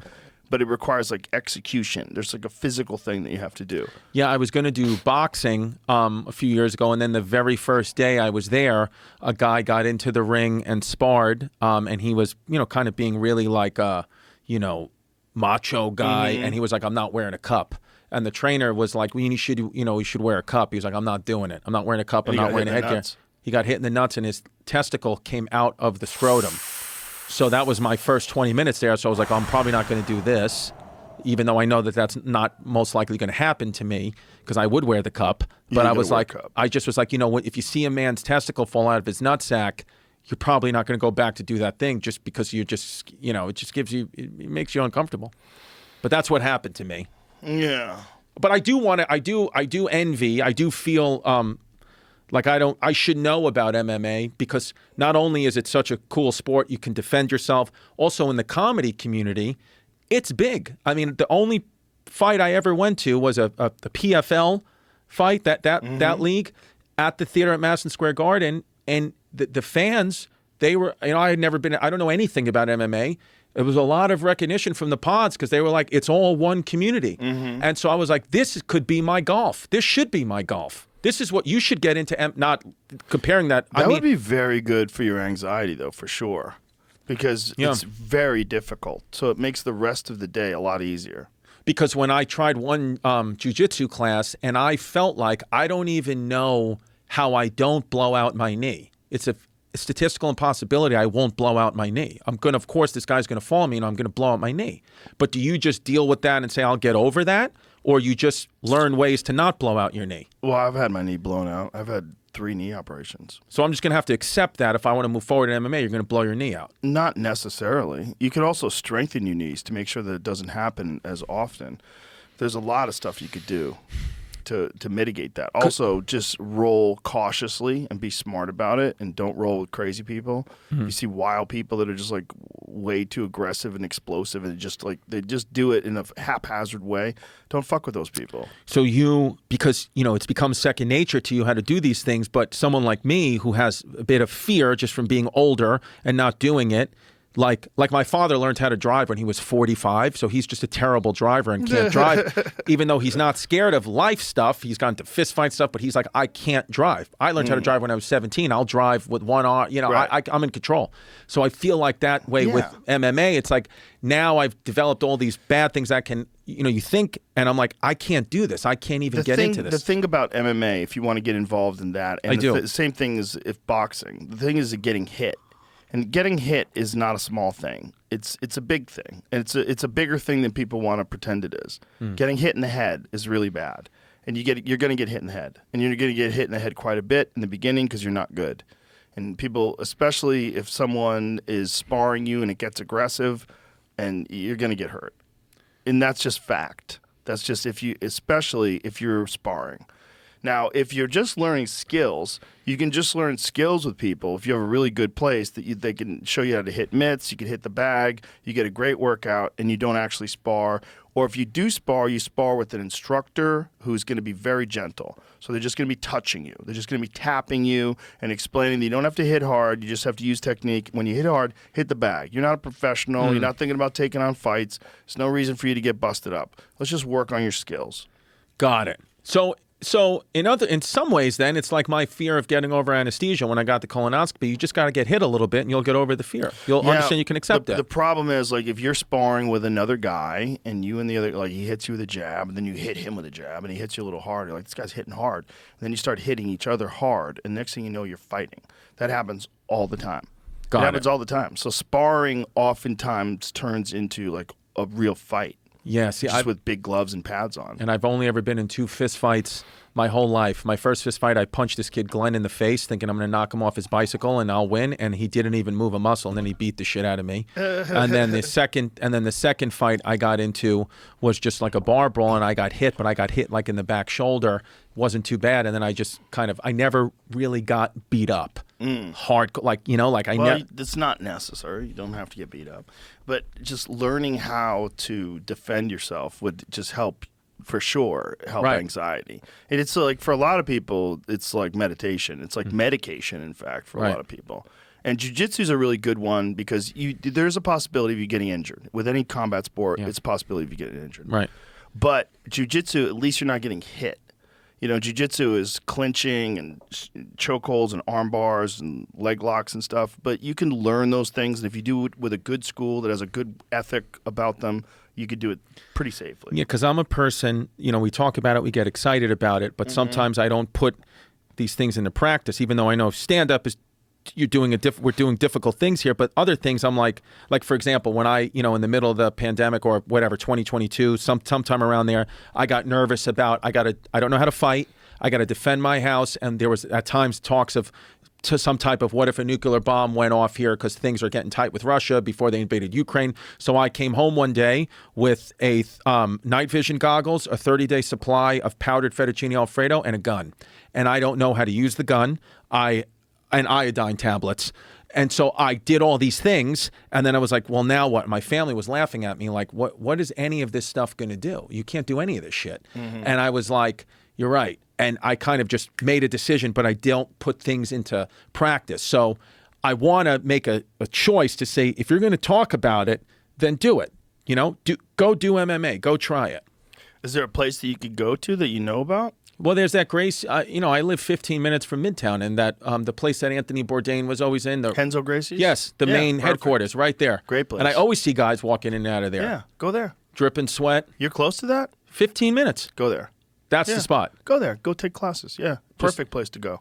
Yeah. And that's the workout for the day. That's the hardest workout that you'll ever do, right? Very hard. Yeah. Very hard. Yeah. And it's good for your brain. The thing about it is it's really good for your head because it's so difficult that it really does make the rest of life's difficulties easier.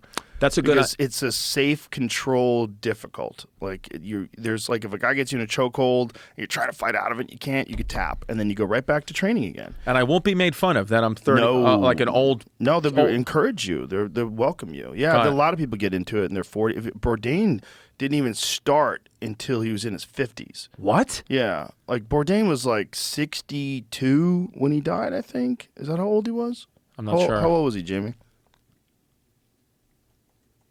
I think he got into jiu-jitsu when he was 58. He was about to turn 62. Yeah. Damn. So when I did his show, I did one of the episodes of his show. We went pheasant hunting in Montana together. So flew to Montana, and Bourdain and he's talking about Darce chokes. And like we're in the middle, like we're out there pheasant hunting, and then I go, "Do you know how to do a Japanese necktie?" And he goes, "What's that?" And I go, "When you go in for the Darce, sometimes you can't get the Darce, but you can get the Japanese necktie. Let me show you." And so we're on the ground, on the fucking ground, and I'm showing him. Okay, now you got this. Once you got this here, you're always looking for this, right? Because that's the Darce. Yeah. I go, but from here, I'm gonna tuck your head into my chest, and I'm just gonna roll on my right shoulder. And he's like, ah!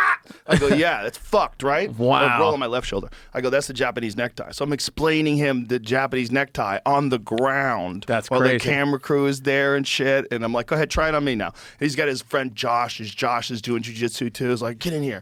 So he did here. I go, oh, now from here. So this is Josh is a big guy. I was like, it's hard to get this through, right? But you don't have to get this through. Once you get this clamp, I just want you to tuck that head and then roll on this shoulder. And they're like, oh, shit. So we were like rolling around the dirt in Montana. That's how into it he was. Did they That's air all that? he cared about. They should? No, they didn't air that. Oh, They that'd didn't be air that. sick. It was just us shooting birds and eating them. It was really fun. It was a really fun experience. He was a fucking fascinating guy. When I always watch if it's on the plane, his documentary Roadrunner that they made, I think after he passed away. And it was amazing. He said something once where he was like, because sometimes I think about this, when you get a little older, even though we're not super old, but you start to think like, hey, are my best years behind me? Like what is life? What's the next things? And I heard him say, he was like, he only became famous or like people knew his name and read his book when he was 43 years old. He said, so I was sitting there at 42 years old thinking, all my fun, all my drug days, all my wild, it's all over. I'm in the back half of my life now, and this is what life's going to be. He goes, and I didn't realize that it was going to be the next 20 years of my life that would be me, be like the best years of my life. And I never heard someone talk about it that way, where it was like, I know we know that you never know what tomorrow holds, or our whole lives can change in an instant. But sometimes, I can't help but feel like, I'm coming into my 40s now. But when I heard Bourdain, I was like, oh, that's a very hopeful thing. There's no roadmap for everybody. Yeah. And sometimes the more interesting people are the people that lived their entire lives never thinking they were going to be famous and then became famous. Like Jordan Peterson is a great example of that. He was a professor, just it was opposed to this bill that would cause people to have to be mandated to use a bunch of made-up gender pronouns. And he's like, this is crazy. You can't allow this. This is just going to spiral and just going to snowball into something else. So he becomes famous in his 40s, which is a very difficult thing for people to deal with. Almost impossible. It's possible. Morgan Freeman is the only other one, and Rodney Dangerfield are the only other two big names that I know. Rodney's a big one, right? Yeah. Rodney was a aluminum siding salesman. Wild. Yeah, and he never stopped writing, apparently. He was always writing jokes during that time, but he'd quit doing comedy and just went back to regular life and then said, fuck it, I'm going back in.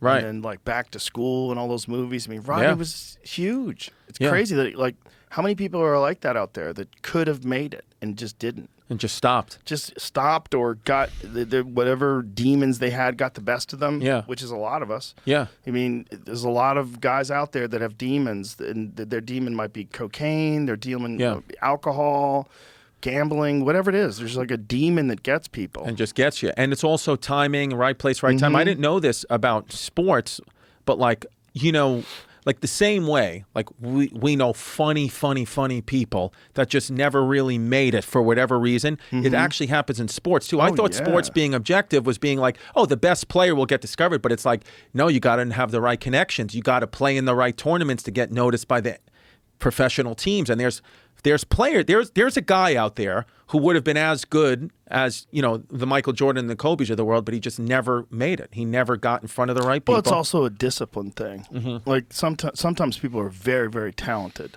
Right. And they really could be amazing, but they just, because talent sometimes can fuck you. Because if you're really talented, you don't have to work as hard. If you're better than everybody else, you can kind of half-ass things. Right. And you can get through things without even training. Like John Jones is so talented. He defended his title against Alexander Gustafsson, who's like one of the best guys ever in the light heavyweight division, and didn't even train for it. And won. And it was the hardest fight of his career because he was getting beat up in the first few rounds, and he pulled it off in the last 2 rounds. That's when he won the decision. Right. It was a crazy fight. First time he's ever been taken down. I mean, he got busted up, got a big cut over his eye was swollen up. But he's so talented that he's able to beat one of the best guys in the division without even training. Then he has a rematch with him later where he says, now I'm going to fucking train, and he just annihilates him. Yeah, it's crazy. I've heard that he's the most talented one. People argue of all the fighters. He's very arguable. Yeah. I mean, he's certainly the most accomplished. He's beaten every single person he's ever faced, except there's only one loss that he has. It's a disqualification in a fight that he was dominating. The Gustafsson fight was close though, like, and he had got it, but he didn't even train. Like there was fighters that he was fighting where he was so much better than everybody that the way they would describe it is like he was playing with his food. Right. Like he wasn't threatened by them, so he wasn't fighting to the best of his ability. So does a guy like John Jones, you think, have some type of fear in the ring, or do you kind of lose that when you become a guy of his level at this stuff? I think you're always going to have some doubts and thoughts that enter into your head, but a guy who's that dominant knows how to dominate those thoughts, knows how to like overcome them. You don't let them in. You know, you're going to have anxiety, you're going to have nerves, but you just don't let them in. Some guys don't have nerves. Like Justin Gaethje says he doesn't get any nerves. He says it kind of freaks me out how I get in there and I'm not even nervous. Yeah, but that's interesting because of, you know, you could be killed by some of these high-level guys, right? Even the best fighters, it's possible you get a hit in the head the wrong way. Well, that's one of the crazy things that Justin says. Is when he goes to fights, he never plans anything for after the fight because he doesn't assume he's going to be alive. Wow. Yeah. That's pretty deep. Well, that's how he fights too. That's really how he fights. That's interesting. I kind of I respect that a lot. He's a psycho. Yeah. Yeah. He's born for it.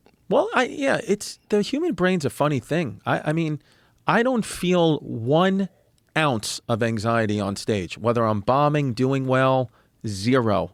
Always been that way, 0. So it's all off stage. After the fact, before the leading up and after is where all the anxiety hits me, or, you know, really would spin me out of control. I'm better at controlling it now. But on stage, I mean, truly 0. Like I would literally was having so much anxiety. I told you I sold my house because of Radio City, and then I was on stage at Radio City and not an ounce of anxiety. The unfortunate thing is as much as people tell me, be in the moment for these big things, slow it down, all that. I tell myself I'm doing it, but I never have any memory of it. And I never kind of, you know, take over the night. Like I did Radio City. People was like, what'd you do after? Where was the after party? Where'd you go? I said I was in bed at 11 o'clock with my family. I was in bed. The show ended at 9. I was in bed at 11 on the night, my biggest night. And I don't know why. That's just how I am. There's nothing wrong with that. No. Yeah, there's nothing wrong with like just going on with your life. You don't have to celebrate. Right. Yeah, it's not necessarily a bad thing. Yeah, but like you've had, you know, so far a very, very, very cool life. Do you feel though at times even you have FOMO and are like, shit, I wish I would have did something else? Or no. You don't feel that anymore? Were you always that way, or you got to this way after, you know, just the mounting success? No, I genuinely don't think that way. From day one? No. One thing that I used to do when I was on Fear Factor, though, I would be jealous of guys that were on the road. I'm like, God, I wish I could go do the road right now. I just couldn't. The schedule was so hard. It was very difficult to just do just comedy. And the guys who are just doing comedy, I would admire that. Oh God, I wish I could just do comedy. Because Fear Factor, as great of a job as it was a job. It was something I was doing just for money. I do stand-up for free. Like, I do guest spots all the time for free. I just show up and do comedy for free. You work for free. But that's how comedy is. It's fun. Like, we don't think about it. Like, we enjoy doing it. Yeah. We constantly are working out. If you're working out in the city, like, what are you getting for a spot? $20. Yeah, it's nothing. It's nonsense. You get a free drink at $20. You're doing it to work out. I give it to the waitress. Yeah. You know? Yeah, for sure. Yeah, But the Comedy Store would always cost me money. What I pay out in tips, it would be way more than I would make for doing a set. One thing that always stuck with me when I was in 8th grade, at the same time I had mono and my mom had gout, so none of us we just couldn't move. I fucking had mono and she just couldn't move her foot, so she got us cable television and we watched cable, and they would show reruns of Oprah, the Oprah Winfrey Show. My mom would just watch it, and I remember one day, and it's like advice that just stuck in my head. Oprah was on, I think it was one of the first times she was on with Dr. Phil. Oprah was on, and she said, you know, the thing about success is, real successful people, is the money always comes second. It's the passion first, and then the money comes second. If you reverse it and you go after the money first, you may get success, but there's a negative karmic energy attached to that money. So the only way to do it the right way is you go passion first, and then the money will always come, but it will come second. And I don't know, I was like in a fever mono dream, and I just always remember, and I was always stayed with me my whole life. And that's why I brought up before, I was like, when I saw you kind of, you know, hammering out your set, I was like, oh shit, this is why. It's the passion is there. You can pay him, not pay him. If you were at this level, not at this level, you'd be still the guy hammering out the hour. Yeah, which is dope. But that's if you have the ability to do that. Like what Oprah's saying is true, but it's easy for people to say that have already been successful. That's like that whole secret thing. Remember The Secret? Oh, yeah. Where people are like, you just got to manifest things and they'll happen. No. Have a vision board. Sort of. If you talk to successful people, they'll tell you that they probably did that, but they probably did a lot of things. Right. That's one factor. And people want to pretend, excuse me. People want to pretend that it's insignificant. That's foolish. It is a factor. But the people that want to pretend that it's the whole thing, that's foolish as well. Because you can't just manifest things. I remember we were at the Comedy Store once, and there was this lady that came to the store who was a friend of one of the comics. And she was telling me that she is following The Secret. She's like, I have The Secret now, and now I know that I'm going to be married to the person that I love, and I'm going to have an amazing career, and all these different things. As I go, so you're confident in this? You're like, sure. I think this was, I don't know if I had seen the movie yet. Because I remember when I saw the movie, I was like, whoa, these people are out of their fucking minds. I was like, there's a lot more to it, kids, than just this. Right. Like this, you can't have a bunch of people just thinking they're going to manifest themselves being a rock star. It's going to happen.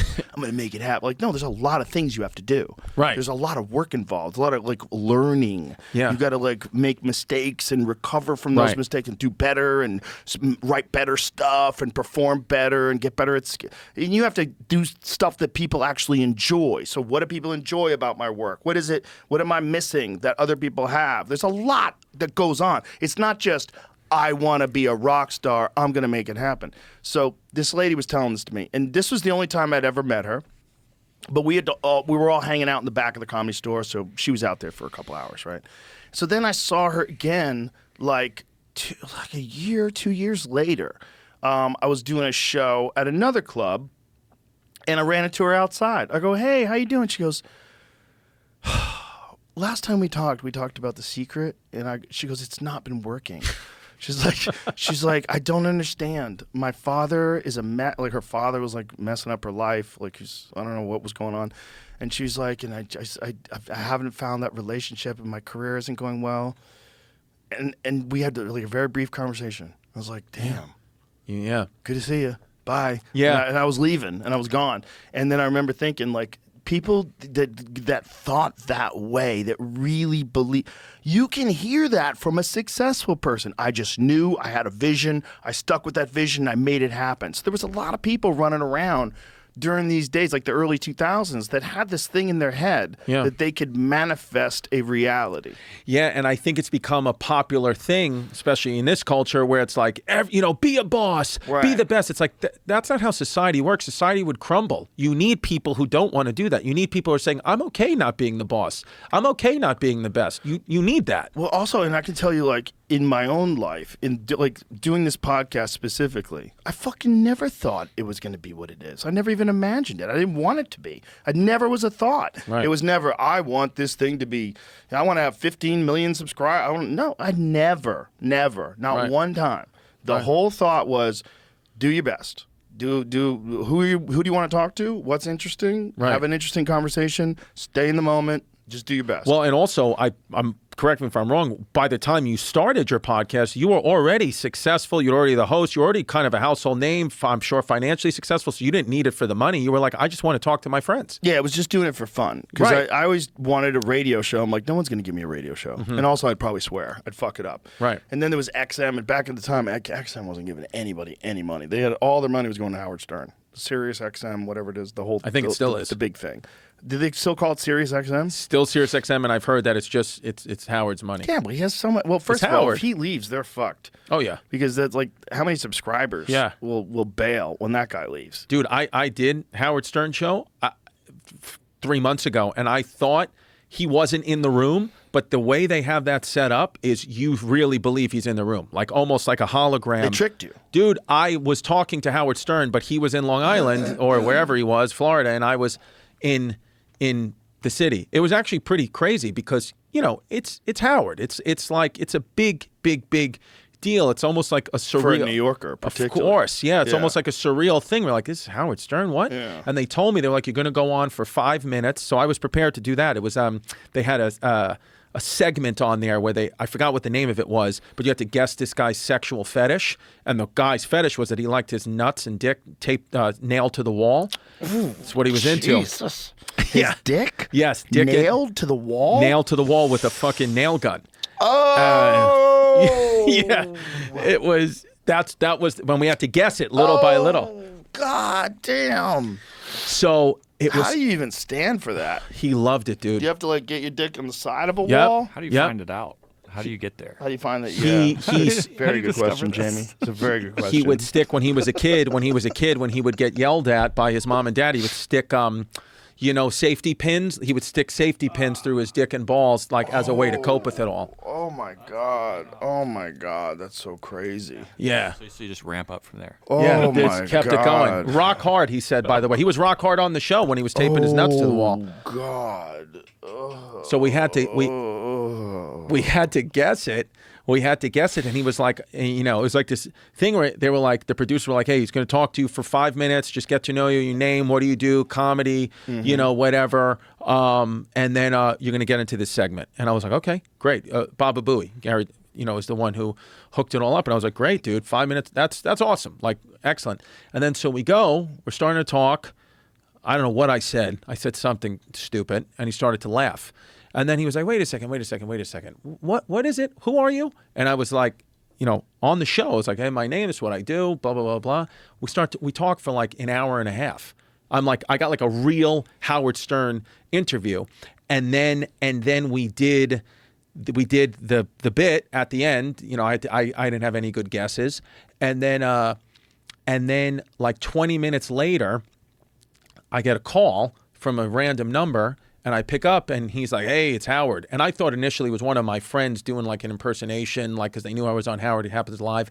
And then he was like, no, it's me, it's Howard. He was like, man, that was great. He was like, I don't know, like, just whatever you're doing, just keep doing it. He was like, I was very engaged with that stuff, man. He was like, so good. And then I was like, okay, thanks. And then hung up, and then I was like, holy shit, did that really just fucking happen from comedy? And I felt really positive. I still feel really positive and great about that, but sometimes my brain can't hold on to that for too long. And then what will happen is we'll say, okay, well, let's balance it. Let's Catholic guilt come in. Let's balance it and make ourselves, not believe him in some way. You know what I mean? And so I hear from you a lot. You'd be able to kind of take that confidence, which is a beautiful thing, and just kind of have it make you stronger and say, all right, I'm going to keep going up. Where I look for a way down from it to balance, and so I fight against that, but I'm getting close. And I do think the next time I come on this podcast, I'll be fully gay. Oh, okay. I'll be fully in. Okay. I don't think too much about myself. Right. I try to just think about life, and I think about what I'm trying to do. Right. You know, whatever thing I'm trying to be good at. That's how I handle it. I think dwelling too much about yourself is not. It's like every comic has a tendency towards narcissism. I don't think that should be encouraged. I don't find any benefit to it. Right. Even you? Do you think you have a do you have everybody does, I think. We just have it, yeah, right? Yeah, everybody does. Yeah. That's why you want to look good. You want to sound good. You want people to admire you. Right. People think you're doing well. Right. All that stuff. But don't feed that. Yeah. You know, yeah, that's what it is. Feeding it. Don't feed it. Think about the thing. Like whatever you're doing, whatever your art form is, or relationships or friendships, or think about those things. Don't Feed think the good about wolf or you. the bad wolf. Yeah, don't think about you. Yeah, that's good. I like that. Don't think about you. Think about the thing you're trying to do, and just be the best you can at the thing. The best you can be at the thing is everything you could ever ask of yourself, and the only thing that's going to get in the way of that is doubts, lack of discipline, lack of talent, lack of hard work. Yeah. Work ethic is a lot. There's a lot of people that substitute work ethic for anxiety. They substitute work ethic for a bunch of bullshit thinking that just distracts them from doing what they really should be doing, which is working, getting stuff done. Because what is the thing you're trying to feel? There's a giant difference. Like if I am in my office, there's a giant difference between how I feel if I just watch YouTube videos. Even if it's an interesting thing. It's a giant difference between how I feel that than if I go over my material and I start writing and I write a new tagline, I write a new joke, I have a new premise, I have a new thing, and I put it in my phone. Now I go to bed, I feel great. Right. Now I feel good. So it's you got to learn, what is the thing that helps? The thing that always helps my mental state is to be to be engaged in a thing, and to be creative and to try to figure this thing out and then do the work that you need to be doing for your career, for the thing that you love, which is comedy, right? Or whatever it is, or even podcasting. Work on that thing. Right. Work on the thing. And then when you're done, you feel good. If you're just fucking off, you just feel like a loser. And if you feel like a loser and then you start feeling that, maybe that's who I am, and then you have imposter syndrome, and then just be professional. Just get it. Yeah. Do the things you have to do. And then if I do all that stuff, then I can actually enjoy a movie. I can sit down and enjoy a movie. If I fucking did everything I'm supposed to do, I can enjoy anything. But if I have in my head, I'm not doing what I'm supposed to be doing, I'm not doing the work I'm supposed to be doing, then I feel like a loser. So it's just do the work, and then you don't feel like a loser, and then you could be sociable. Yeah. Then you're fun to hang out with because you're not overwhelmed. Your mind is not on this thing that you should really be doing. Instead of being here at this party with your friends, you really should be at home working on that thing. Get all that shit done so that you don't feel bad. See, because I hear you, and I think that's 100% accurate. Right. But a lot of times, I don't know what it is. You need to coach yourself. Well, that's what it is, and I think. But I do think a lot of this stuff is baked into some of that Catholic guilt. I'm sure. I do think you can't feel good about yourself because it subconsciously tells you, well, then something bad now will happen, right? It's this weird thing that. So I think sometimes I flirt with that because I pretty much, I do my writing and I do kind of say, all right, get into comedy, got the whole family behind you. You need to do this. Let's do this. But sometimes it's that Catholic guilt, but I'm at a point in my life now. I'm reading this book, Case for Christ. You ever read this book? No. Case for Christ by this guy Lee Strobel. I was very mad at Catholicism for a very long time because I grew up Catholic. When I was 17, when our brains are forming, is when all the Catholic shit came out, the priests raping and all that stuff. And I was like, well, I have Catholic tattoos all over my body already. What am I supposed to do now?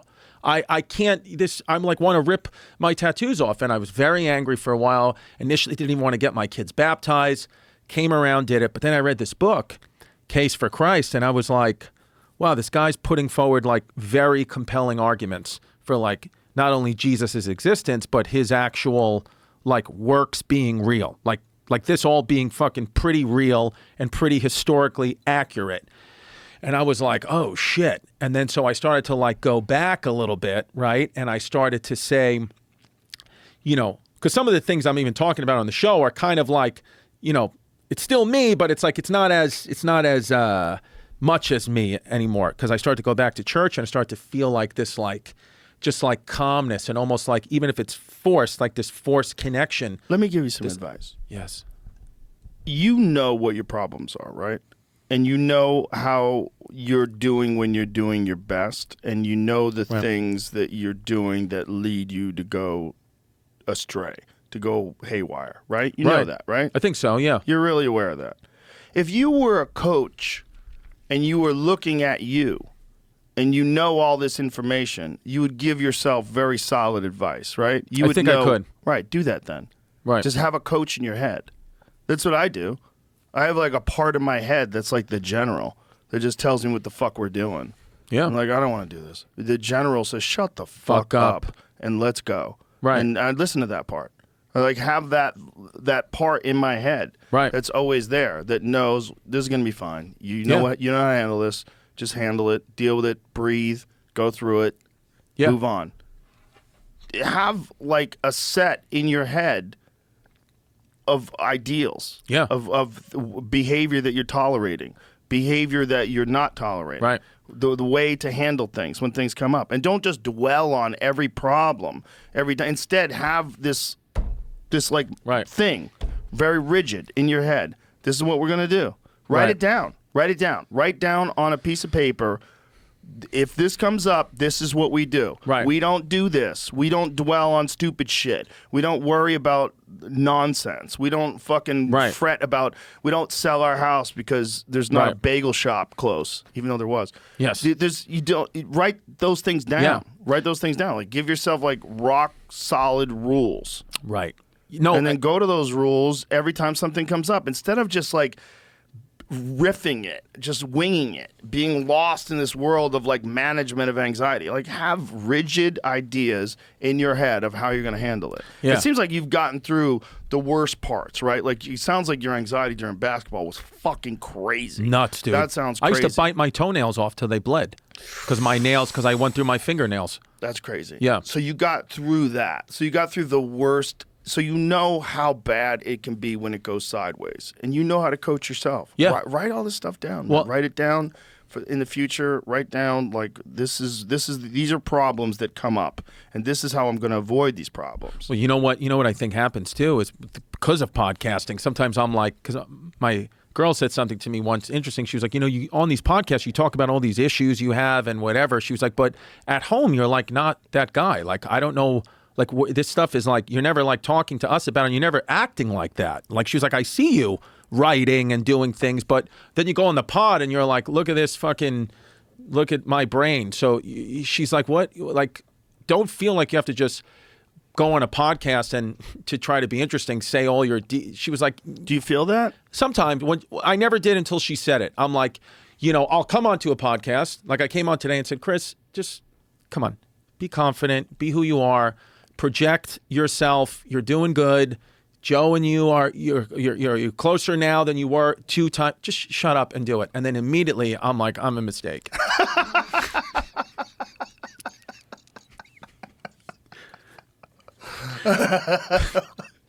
Damn. So that's who I am.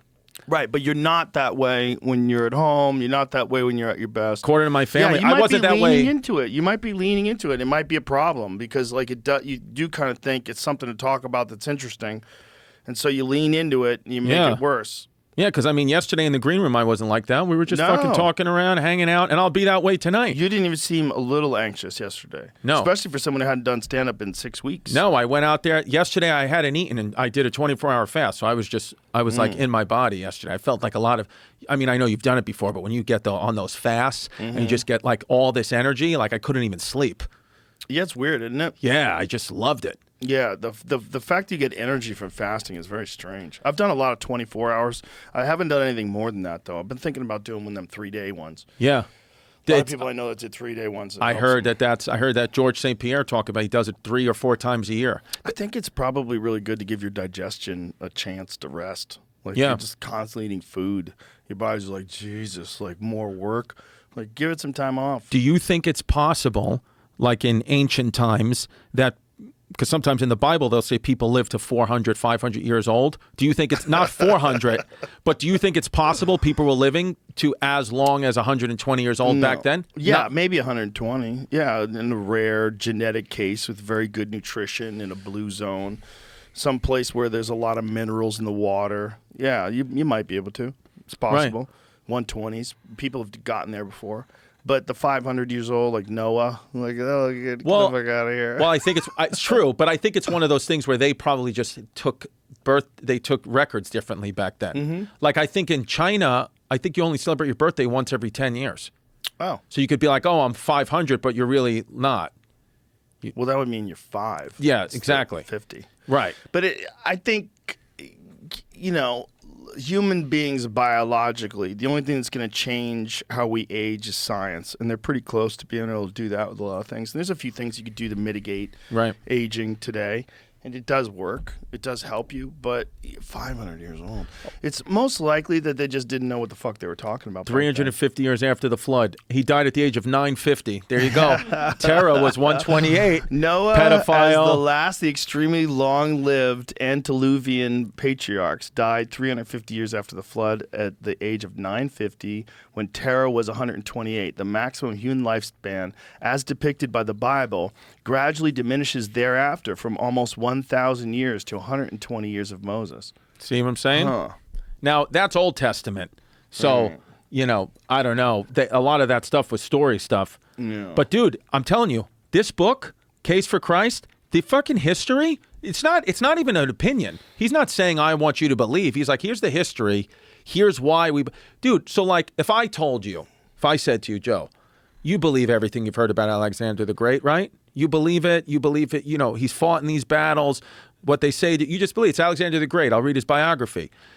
You'd say, yeah, sure. But then you'd be like, oh, but I don't believe they made the shit up about Jesus. Okay, Alexander the Great, because what you'll always hear is, well, the Gospels were written 100+ years after Jesus died. Alexander the Great's first biography was written like 300 years after he died. So that right there is like, well,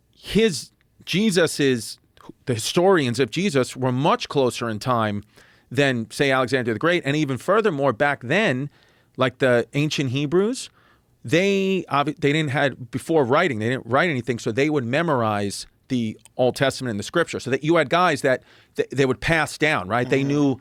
They knew 5,000 pages of book at the side of their head. So yes, the Gospels were 70 years later, but they were based off the accounts of people who were living at that time and up to like 25 years after it. And they say, oh, well, a game of telephone. I can tell you something goes around the room, telephone. By the time it gets to me, 10 people, what you just said is irrelevant. It's a totally different thing. I get it. But what they said is because of that ancient thing of, kind of having to pass down these Old Testaments because they couldn't write, it would be like if you're playing a game of telephone, but every person, I check with the person before to make sure the word I'm saying is right. And then I keep going. So then it's going to work because you're constantly checking. So that's what they said happened there. And I was like, okay. Well, that's a little bit of confirmation bias because the real problem is like who said it originally. So and who decided what the words were originally? Okay, that I get that, which is true. But just for Jesus, this book was saying that the reason why they believe the historical accuracy of it is because his haters and the disciples were both saying the same thing. So you have the Romans saying, yeah, this is what happened, who hated him, and at that point would be like, get this guy out of here. He's basically causing a revolt. That's why we have to kill him. He's like somebody getting, a protester today. They were like, fuck this guy. He's out. Right. And so they were saying, yeah, what you're saying happened. And then the disciples are saying it. Like a big thing is the resurrection, right? People say, really? He fucking resurrected from the dead? And you're like, well, everybody agreed, haters, Romans, and the Jewish people, everybody agreed he died. That's 100%. That's why when they stab him and you say water came out, it wasn't water, it was fluid from his lungs because he was dead. And that's what would happen to you or I when we die, is we have this lung fluid that comes out. So that's what they said, oh, that's water. And that's what they made him divinity. But it was like a natural thing. He's dead. Everyone agrees. And you say, well, they buried him in a tomb. And then the next day, or 3 days later, the tomb's empty. And people are like, so, you know, that made up. And they say 500 people saw him in the town. Romans and Hebrew, they saw him over the next couple of weeks. 500 independently sourced people, real, like corroborated, 500 people saw him. So you say, okay, so there's that. And then the other conspiracy theory is like, well, the disciples robbed his body. The disciples just robbed his body because they didn't want him. They would hand over crucifixion victims to like the wild dogs. That used to be the way it was. If you got crucified, throw you in a pit, wild dogs eat you, or leave you on the cross, birds will eat you. That's how we deal with you. So they're like, that's why they were taking his body. And then you see like, well, that's probably not what happened. And the Romans themselves acknowledge there's no body in that tomb that we put in there 3 days ago. The body is not there and we did it. So in order to save ourselves, we're going to say the apostles robbed it. But in reality, that's just a conspiracy because the apostles would have no reason to rob it. So the Romans think the apostles robbed the body. That's a conspiracy. Why do you say conspiracy? Well, you're saying a conspiracy to diminish the story. No. I meant conspiracy in the sense of that's what people say as a reason why the. Did the Romans say that? The Romans have said that. Yeah. The Romans said that back then, and then I guess conspiracy is the wrong word because I'm not like it's one story, one explanation. I'll say explanation of. But if you looked at it, like, what's the most logical explanation? Is the most logical explanation that a dead guy came back to life? Or the most logical explanation that someone took his body, because that's what the Romans said? I'm saying that he came back to life one time, and I'm not saying I'm crazy about it. I'm just saying, you know what? After reading that book, there was enough things that happened that historical scholars who aren't religious, some are believers, some are not, are like, this existed and this happened. But you're talking about historical scholars from 2,000 years ago. Right. And their knowledge of science and biology and life and the universe itself was extremely limited. Right. And so their entire fundamentals, like everything they believed in, was based on mythology. Everything was based on gods and demons and. Okay, so then what about this? All right, fine. What if the Romans? Okay, they made it up, right? I'm sorry. The Romans are correct. The disciples took the body, who everyone agreed was dead. What about the 500 people that saw him in the town over the next 6 weeks? Did you talk to those people? No. So who knows what they believed? But who knows what they actually believed? Who knows how they said it? Who knows if it was a religious thing? Look, there's people that have mass hallucinations all the time about a lot of things, and there's people that you could give them false memory. False memory is a real thing. Someone can convince you that something happened that didn't happen. Right. It's real. It's like they've demonstrated how to do it. We all know friends that have a memory of something, and you go, that's not what happened. And then you say your version of it, and then everybody has to like figure out what really happened. Right. You know, you're like, do you remember that time we were at the game and you said this? I didn't say that. Like, that was not me. Yeah. That was Mike. Yeah.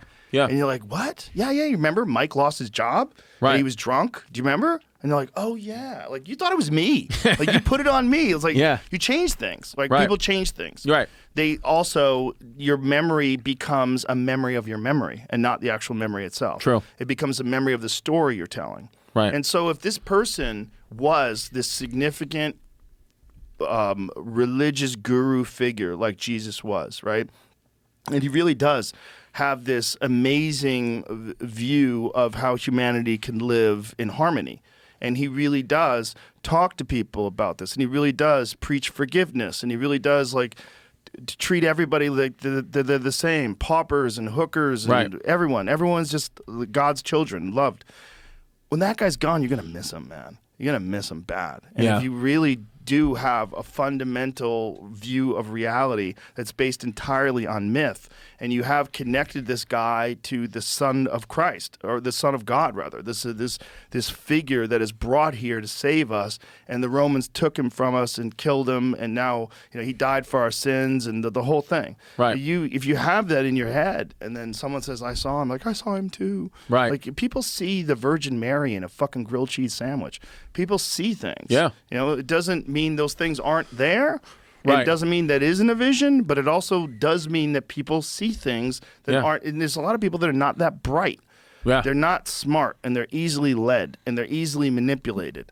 But it also doesn't mean that Jesus wasn't real. Right. Like all those things. But it's just the likelihood of someone coming back to life is very low. Right. The likelihood of someone taking his body is very high. Right. So if you used like Occam's razor, the simplest solution, Right. the simplest answer is probably what you're searching for. It's probably that someone took the body. Right. Dude, where did they put it? Well, you could put it anywhere. Like no one knows where Genghis Khan is buried. No. Genghis Khan, they did the wildest thing with him. They sent a pack of people to bury Genghis Khan. Then they sent another pack of people to kill the people everybody that went to Genghis Khan's funeral was murdered. They all got murdered by another group of people, and then those group of people got murdered by a separate group to make sure that no one had any understanding at all about where Genghis Khan was buried. Oh my God. To this day, no one knows where he was. And then I think thousands of people died to hide his burial. But it's got to be somewhere in Mongolia, right? Somewhere, yeah. Yeah. No one knows. Yeah. I Maybe don't, they could do LiDAR over the entire country and figure it out. But well, there'll be somebody will proclaim that they found it at some point. maybe. They have no idea. They have no idea. So see if you can find that story, because it's a pretty wild story. What about people who they get canonized as saints because you exhume their body and they haven't decayed at all? That's like a big thing. Yeah. What about those people? Well, there's people. Look, they found that guy who died in the glacier that was thousands of years old. People's bodies but that's in the right situations. Okay, hold on a second. Marco Polo wrote, even by the late 13th century, the Mongols did not know the location of the tomb. Secret History of the Mongols has the year Genghis Khan's death, 1227, but no information concerning his burial. So, a frequently recounted tale, Marco Polo tells that 2,000 slaves attended his funeral, were killed by the soldiers sent to guard them, and that these soldiers in turn were killed by another group of soldiers which killed anyone and anything that crossed their path in order to conceal where he was buried. Finally, the legend states that when they reached their destination, they committed suicide. Wow. Oh, they commit suicide. So that no one will ever know where he was Wow. buried. Yeah. That's wild. It's pretty badass. That's pretty badass. That's pretty gangster. badass. And they were fucking monsters, the Mongolians. They would kill everybody on horseback. The best fighting force ever, some they people killed say. 10% of the population. Damn. They killed so many people that they lowered the carbon footprint of Earth during the time he was alive, because so many people died that all the places that they had deforested, they chopped down the trees grew back. Right. And it created more trees, so it created more oxygen, sucked out more carbon from the air, because nothing's better at eating carbon than trees. They live off carbon dioxide.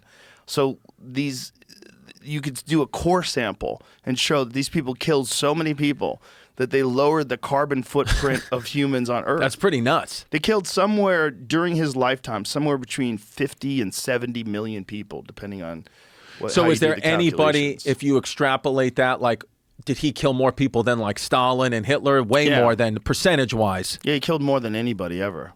His people did during his lifetime, because they conquered a giant swath of the world.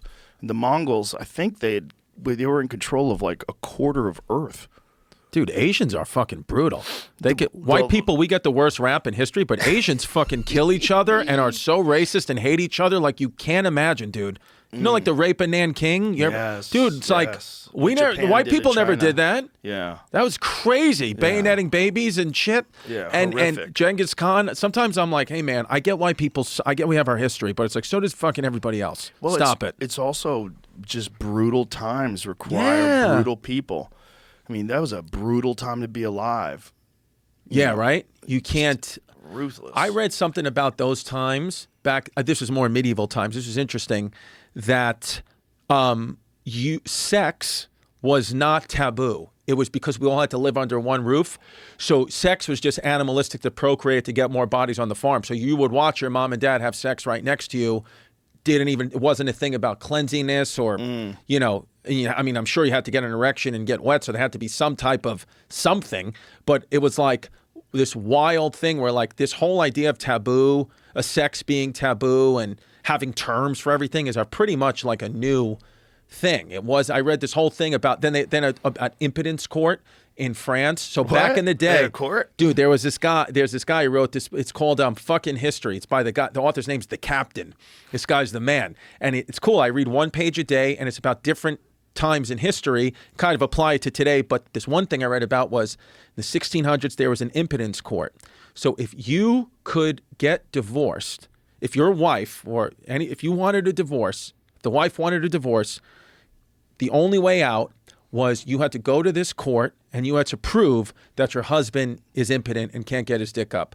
So the court were there, and then you'd have to perform the act. And if the husband couldn't get it up, you have to have sex in front of people, couldn't get it up, would grant you the divorce because that was the only grounds that it was necessary for. And right, because you needed procreation. You needed procreation. That's what this is about. So you wouldn't deny a woman's ability to procreate. Right. The man can't get an erection, so you could leave him. And then I think if he did prove his manhood and have sex with her and get a hard-on and come, I think then he had the legal right to kill her.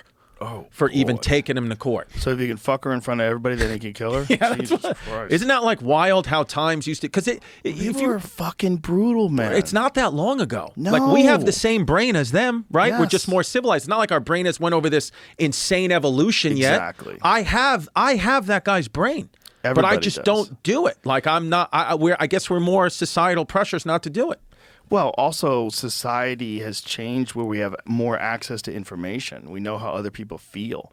Back then, they didn't care. Dude, isn't that what? Yeah. Like the smartest, like the Elon Musks and the, Stephen Hawkings of like that time thought like they thought that the sun went around the earth, and they were, the sun went around, like they thought the earth was the center of the universe. The earth was the center of the universe. And like they were as confident as our smart people saying, we are positive that it's the other way. Sort of. Right? But when Copernicus and all these different people figured out that wasn't the case, Galileo. No, I know that, but I'm saying, so what do you think today we believe in that we will be disproved in a major way? Like, because when Copernicus and Galileo came out and said, I'm sure it's the other way, I have the proof, and then everybody was like, wait, what? What do you think today is we're believing as fact, even you and me are believing, but it's going to be disproven? If you had a hunch, what do you think it is? That's an interesting question. Thank you. I don't know. I don't know what it would be, obviously, because obviously if there's a thing that we all believe today, like how the fuck could I know that would be the thing that would? You should read this part of the. What is it? This is about the impotence court. It's I got to this funny What part does it where say? you should read. Start The like, unhappy? Yeah, start The there. unhappy couple would then be subject to separate examinations to speculate groping by surgeons, physicians, and midwives. Groping by surgeons, physicians, and midwives. A husband's natural parts were scrutinized for color, shape, and number. The best thing he could hope for were the inspectors of delicate demeanor. Various hypotheses were created. Could he muster an erection? Expel reproductive fluids on demand? Was he capable of healthy performance? Or had he been forcing his partner into, how do you say that word? Lascivious? Lascivious positions without the promise of coming children. That means butt fucking. As could be expected, many wilted under pressure. According to the reports of a trial in Reims, I say that? Reims? I think so. R-E-H, Reims. The experts waited around a fire. Many a time did he call out, come now, but it was always a false alarm. The wife laughed and told them, do not hurry so, for I know him well. The experts said after that, never had they laughed as much nor slept as little as on that night. Oh my God. So they're just laughing. This poor fucking guy is freaking out. Like, I got it. I got a hard on. She's like, he ain't got shit. Oh my God. I mean, I couldn't do that. If you want to ask me to, I mean, it's very That's difficult. crazy. There's no way to be able to get hard. Imagine you're in court and you got to fuck. They're also saying that divorce was illegal then. Okay. So most of these would have to come from the women, and most of their majority, like 20% of the cases, it was from nobility. So like rich women were saying, Oh boy. my husband can't get it hard. So they have to, and then you would have to prove it. I'm not. Then you have That's to real. prove it, yeah. And then it was on whichever partner actually was found to not be able to get it up had to pay for the court proceedings and lawyers and everything. They were checking a woman's wetness. Like, what do you mean? In Yeah, theory, the I guess it woman could happen can't- the other way. They could say the woman's impotent. Or a woman can't give birth. That's a big thing. You Oh, can't yeah, give she's birth not to fertile. sons. Yeah. Yeah, that was a big thing. King Henry VIII, right? He killed all his wives, and he was the one that was controlling the sex. But science didn't know that yet. The thing is also that, boy, when human beings used to have fertility rituals, like they were always trying to reproduce because people died so early. Yeah. Like people died of everything. They died Sure. broken leg, dead, injury, dead, Yeah. infection, dead. Right. Blood infection, sepsis, dead. Everybody Yeah. just died. Like that's when people look at like the average age of people back then. Oh, people only lived to 30. That's really because there was so much infant mortality, and infant mortality and childhood mortality factors into that. Because like half your kids were gonna die. It's not like today. You have 5 kids. The 5 kids are at my grandfather's house. Yeah. Hey, everybody's grown up now. They have kids of their own. Way back then, everybody died. So you're saying back then, there were still plenty of 50, 60, and 70-year-olds walking around. There's probably a few, Right. that like dodged bullets and made it to that way and Yeah. fucking pulled arrows out of their back. But the bottom line is like it's the same. What's that guy's boner? Why are you showing us this? This gets into saying that like it had to go. Big dicks were an issue back then or something. They were using this statue as a scarecrow in Really? many places because it would threaten rape, so it would just scare people away from the gardens and whatnot. It's What? Pre-op- You That is see a big boner and that would Pre-opus? keep Yeah. people from raping people? Look at the guess. hogs on It's these like, folks. It's crazy. Jesus. Yes, and that's them that soft. Look at that guy. Look at that guy's, soft. That guy's a liar. That's crazy. No way. Perfect. That's what I have. No circumcision back then either. Or maybe Yeah. there was. I don't know. No. Yeah, they said they would parade them around on comic stages of Athens until the 4th century. Giant Wow. members. were Giant paraded. members. Guys with giant hogs. Yeah. Wow. Okay. Yeah. What is that word? Tumescent. Where do you see that? Perhaps the abundance of Tumescent tumescent dicks. dicks Tumescent. played a role. Tumescent. It sounds eloquent. Maybe the abundance. Giant. Giant. Be giant hog. Yes. What does it mean? Probably. I would assume that's I- the. I would Have you say ever used that? I've never used that word. Tumescent. No. Okay. Swollen. Swollen. All right. Oh, response. yeah, So hard on. hard dicks. Hard dicks. I mean, everybody So probably. they tie their dick off, Right. get a boner, probably tie a little rope around the base of their balls and everything, and Yeah. keep it hard.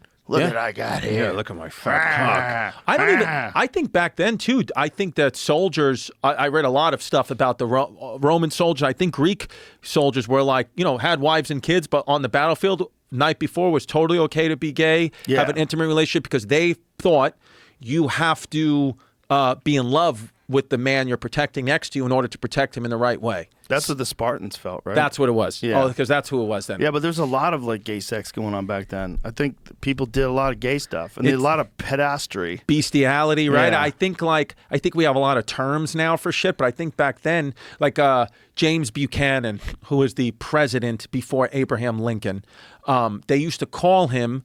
He didn't have a wife. He had a senator who was like, they would call him Aunt Nancy. That was like their nickname for him because they were like, these two guys are gay, right? But the public at the time knew that, but didn't care.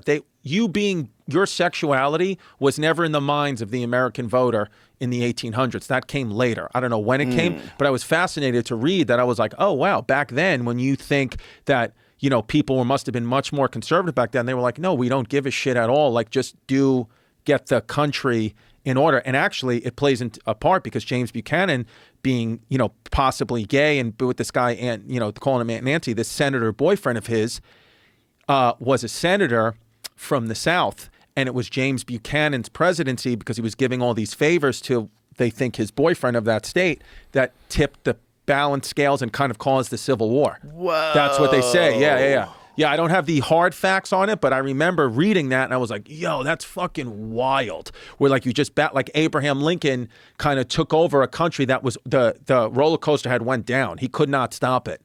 And he could and they say that he really sided with the kind of freeing the slaves and the North and the Union because they had much more soldiers and were much bigger than the South. But like, if that was the other way, Lincoln wasn't at the time.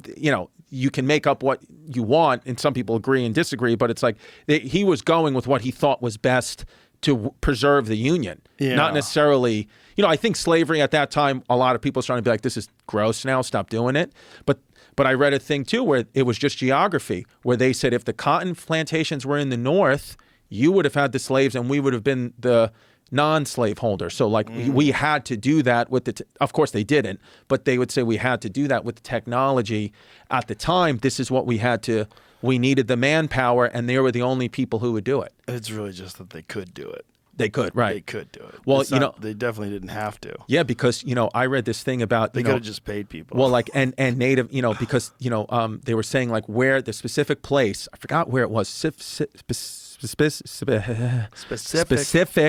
tumulant, specific place they got the slaves from in Africa were people who were very like kind, like giving people. There wasn't any war there, so they believed you. If you said, "Come with me," I'll come with you because I listen. We're all at peace here where we are. So why wouldn't I come with you? And then the Portuguese were enslaving them and putting them on these ships, and then that's why they were able to get them from that part. Like they knew that, which is like really sinister. These are good people that are just their culture is to follow. It's but then you have like the Native Americans who were on the land at the same time in America, and you couldn't enslave them because they would be like, no, we're fighting everybody around us because they could have subjugated them too. In this, I forgot what book it was, but I was reading, but they couldn't. They just couldn't. It was like wild horses. So they purposely went to a place where the culture was to be kind people. And I was like, oh, that's like a really horrible part of like the human brain, even though I know at that time things were different,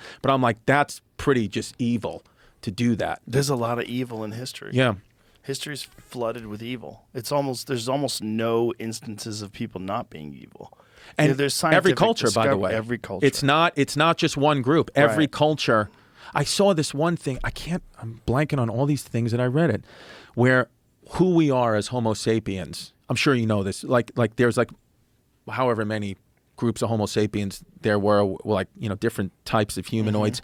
But us Homo sapiens, whether our type was the most vicious type. That's why we won. So this idea of war is in our head because that's what's deep baked in our DNA, because we were the one that won out to, evolve into humans. So we have it in our thing. So when people are like, not like we're warlike, because that's in our brains no matter what. And if you're not physical, some would say like me, not physical, I'll create a war in my brain. But what keeps me going is war. What keeps me going is a problem that I have to fix, like that. So I was like, oh, that was interesting. I don't know if any of it's founded. Well, we're certainly hardwired for conflict. Right? Yeah, humans are hardwired. I mean, there's no one today that's rational that believes that like in 3 years we'll have no war on Earth. Right. Or could you imagine a time with no war anywhere on Earth? You can't. No, that's not possible.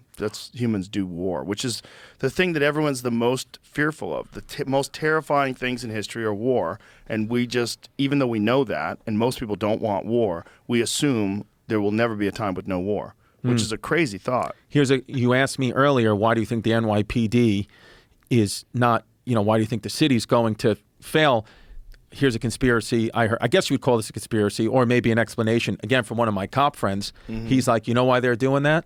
He's like, the high up people, those people that don't even exist on paper, that are worth 10 times as much as Elon Musk and whatever, those guys, they want AI they want it in the police forces, they want it in the world. So what they're doing is they're causing chaos here. And they're going to cause so much chaos that we're going to beg to just be ruled by AI. We're going to be beg for an indifferent AI piece of machinery that sees it in black and white and will do the right things, put the criminals in jail, is who will be ruling this city. And that it's going to take some time, but that's what it is. Did cops tell you that? A cop told me that. I mean, wow. I was like, I didn't dismiss him. I was like, it makes sense. And he was being like, that's what it is. What else could it be?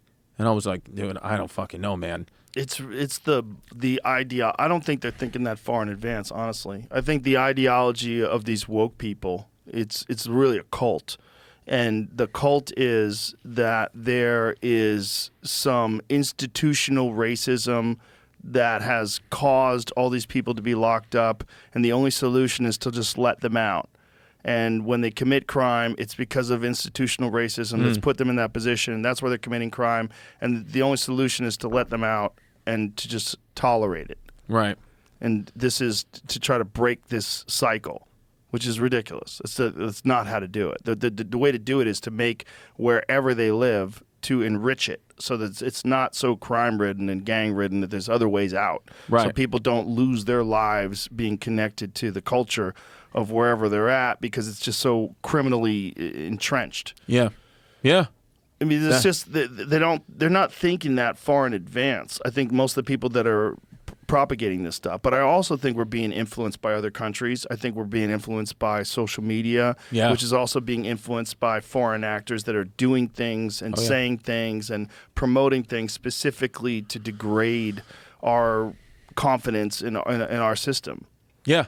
Because we are the only system that's like this. We're the first experiment in self-government in the world that we're aware of, other than the Greeks, obviously. But the Greeks did it out of psychedelics. Like they learned to develop democracy.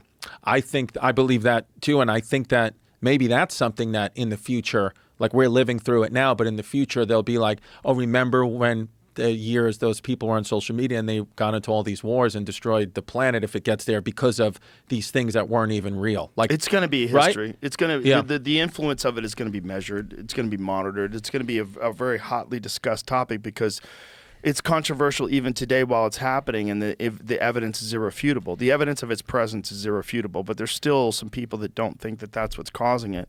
I think it's certainly exacerbating it at the very least. I don't know if it's caused it, but the infiltration of the education institutions by other countries is well documented too.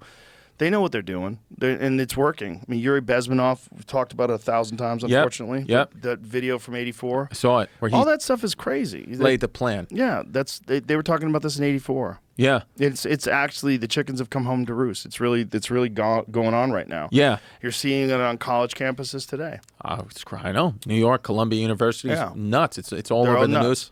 They're cult people. They're basically in like this weird societal collapse cult. They want society as it stands right now. They think it's fundamentally terrible and it should be destroyed. So like those people, when we speak about these people that want this and want that, do you think like there's things about the universe that they know for a fact, and they're as human as you and I, and they just know it, and this is why they do what they do? Like, no. Like they're speculating. I don't think they're thinking that far in advance. That's the thing I'm thinking. The problem with all of this is no one's like freedom of speech. If you take away people's freedom of speech because you think they're wrong and you're right, the problem is then someone else who comes along can also take away your freedom of speech. Sure. If they get into power, if they think you're wrong, you got to have people be able to talk about things so you can figure out what's right and what's wrong and sort things out and find out what's true, what's not true, what's right. The only way to do that is freedom of speech, and you have to allow people to do that, even if they say things that you don't enjoy, you don't want to hear. It's better to have someone refute that and work it out than to silence people. Right.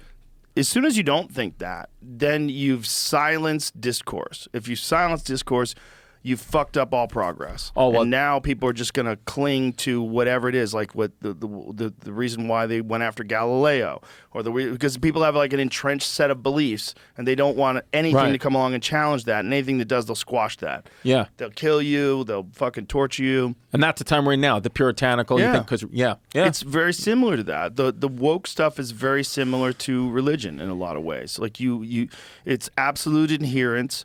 Anyone who deviates at all is cast out of the kingdom.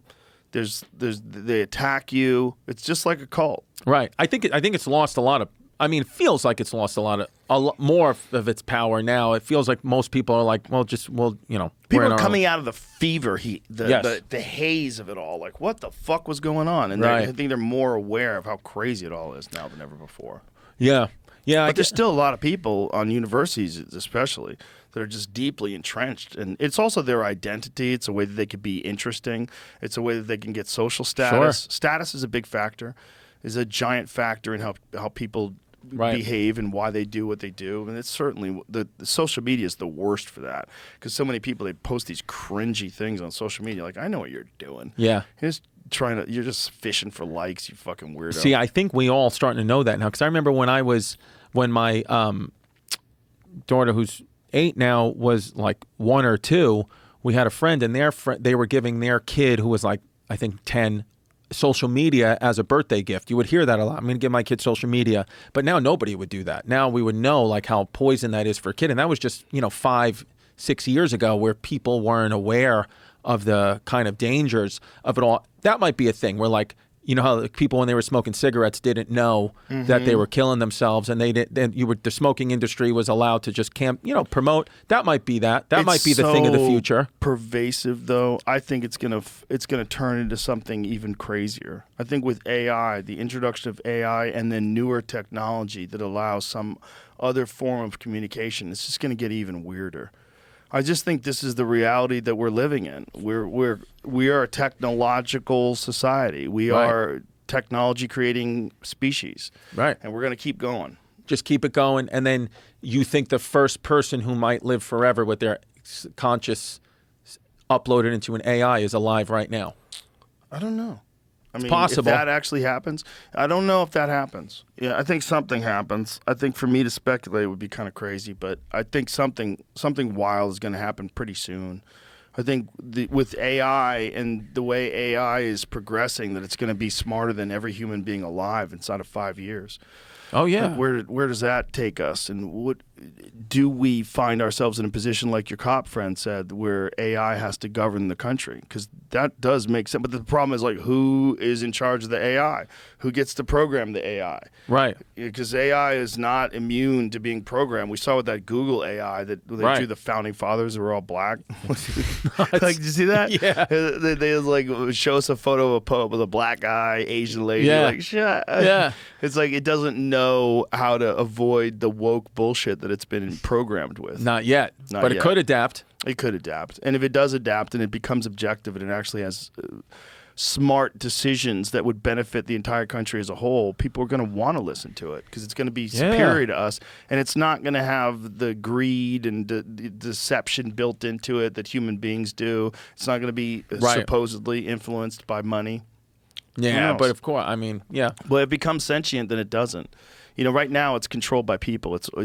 But if it becomes something that designed itself, if it surpasses the design of human beings and creates its own version of itself, but a far superior version of it, and then we allow that thing to lead us. So what we got to do is find jobs that you just want to be towards the back of the line, because AI is going to start to take over job after job. But comedian, we're pretty far down the line.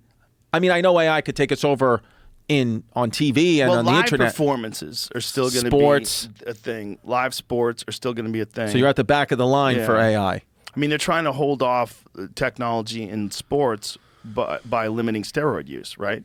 Because what is steroid use? It's manipulating chemicals in order to achieve a superior human being physically. A superior specimen that can do things that an average person can't. Like when you look at bodybuilders, that is not possible without technology. No. There's no way. You don't get that big. That's crazy. You're not supposed to be that big. Yeah. Like those people are that big because of human invented technology that allows you to introduce massive amounts of hormones in your system that don't make any sense. And you're fucking 350 pounds, you're 5'7". That's crazy. Yeah. But there's people like that in the world. Yeah, they're monsters. Monsters. And I heard that, I was always taught that steroids will give you cancer, all these bad things. But I read recently that was just based off one study a while ago, that steroids done right is actually not healthy, but it's not going to kill you if you do these things right. Where are all the bodies? That's the thing. There'd be so many bodies. There's so many bodies of people who smoke cigarettes. There's so many bodies of people who drank themselves to death. And there are bodies for people that did overdo steroids and wind up having heart attacks and stuff. But, God, there's a lot of people that did it and didn't have anything go wrong with them. Yeah, it gets tempting, That's that documentary, Bigger, Stronger, Faster. That's probably what it was, yeah. Bigger, Stronger, Faster. Yeah, because I just started taking creatine like 3 weeks ago, and I feel like fucking awesome. Creatine's great for your brain. Yes. There was a study recently that showed that creatine mitigates the effects of the lack of sleep, too.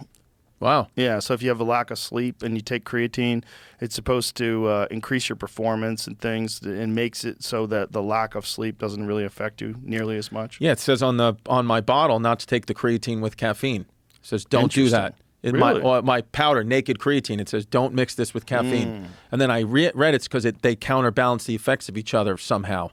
So that it's makes like sense. you're taking it and you're not getting the full benefit of it. Yeah, creatine is actually a nootropic. It actually helps brain function.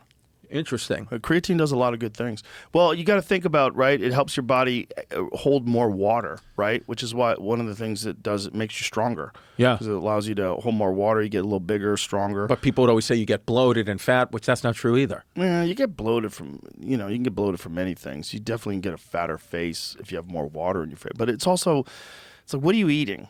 Well, I'm saying I've been on creatine for, upwards of a month now, and I feel my performance is going up in the gym. I'm a little bigger, but I haven't lost. My scale number is the same. I think I've lost body fat. Oh, well, that's probably because you're working hard. I think that creatine is a very overall positive supplement. I don't think there's any negatives associated with creatine. I'm sure you could probably overdo it, like you could overdo anything. Anything. But creatine is one of the safer supplements, like performance supplements. Yeah.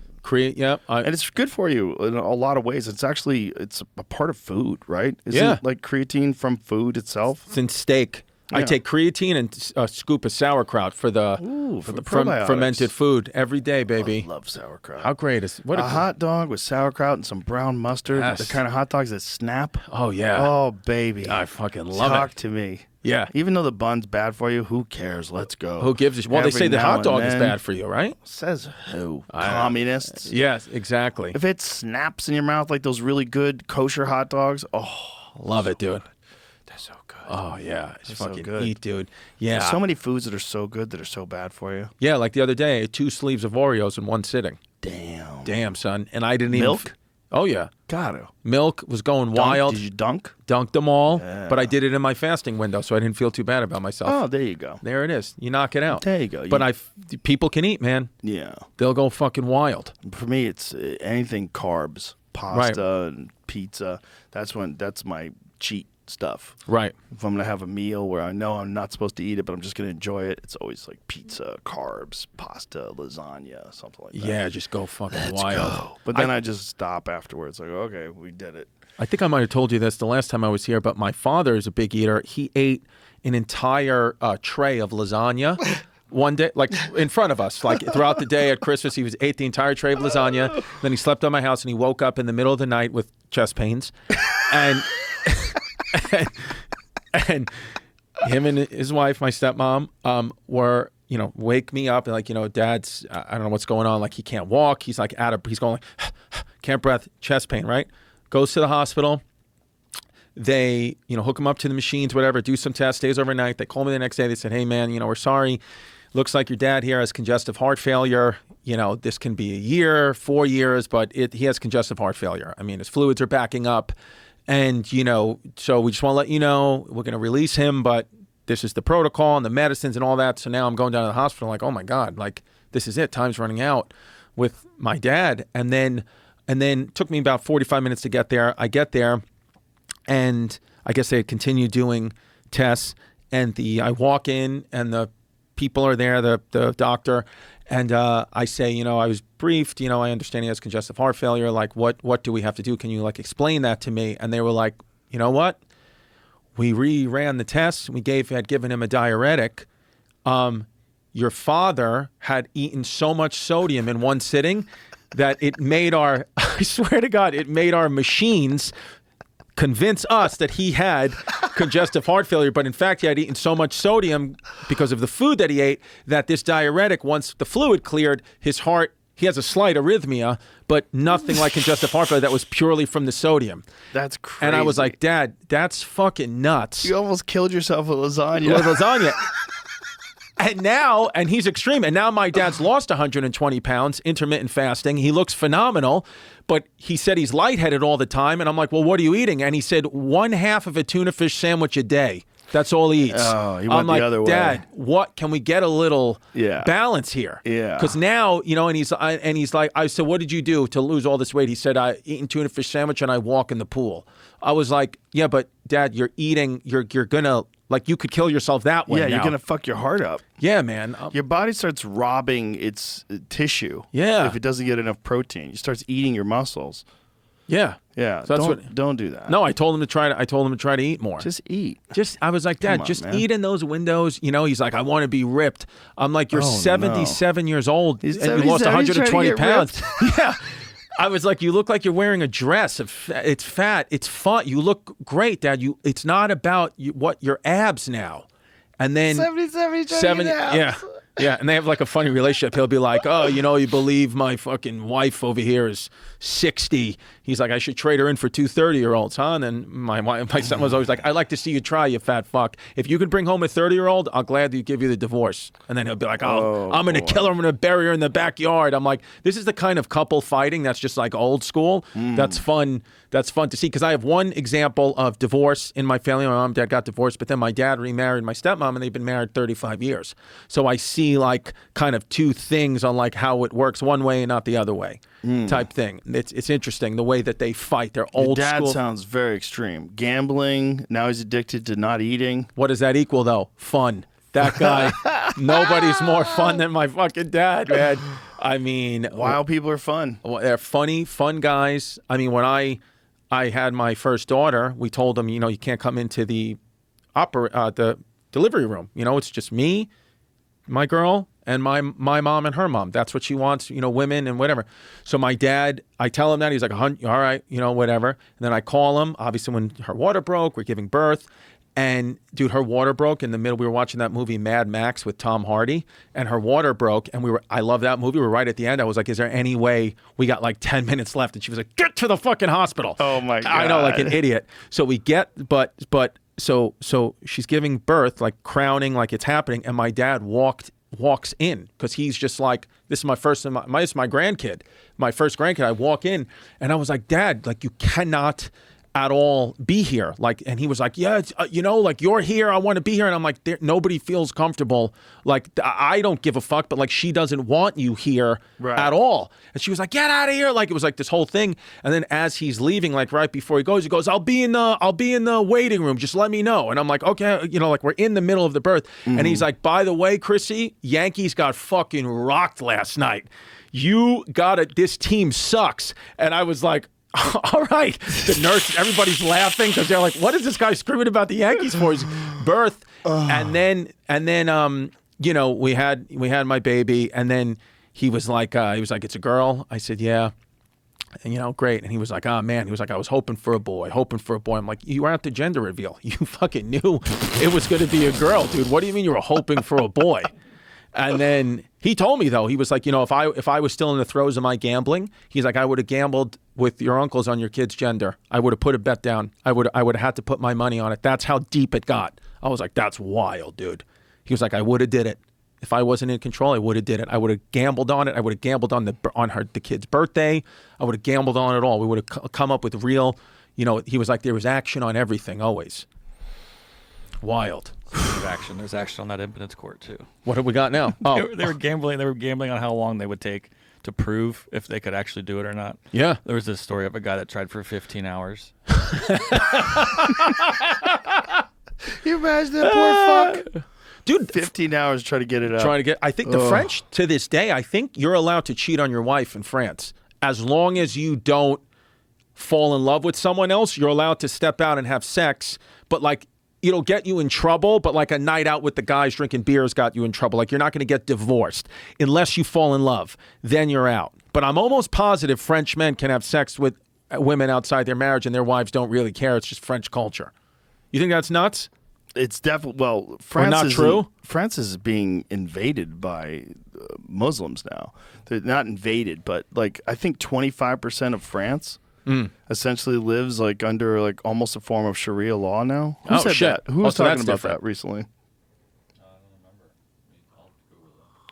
Someone's explaining that to us, like how much, because so many Muslim immigrants have moved into European places. Yeah. And they're trying to change, like, they've changed neighborhoods, they've changed the way people behave, the way they're allowed to behave. Yeah, I was going to go to Dubai just 3 weeks ago, and,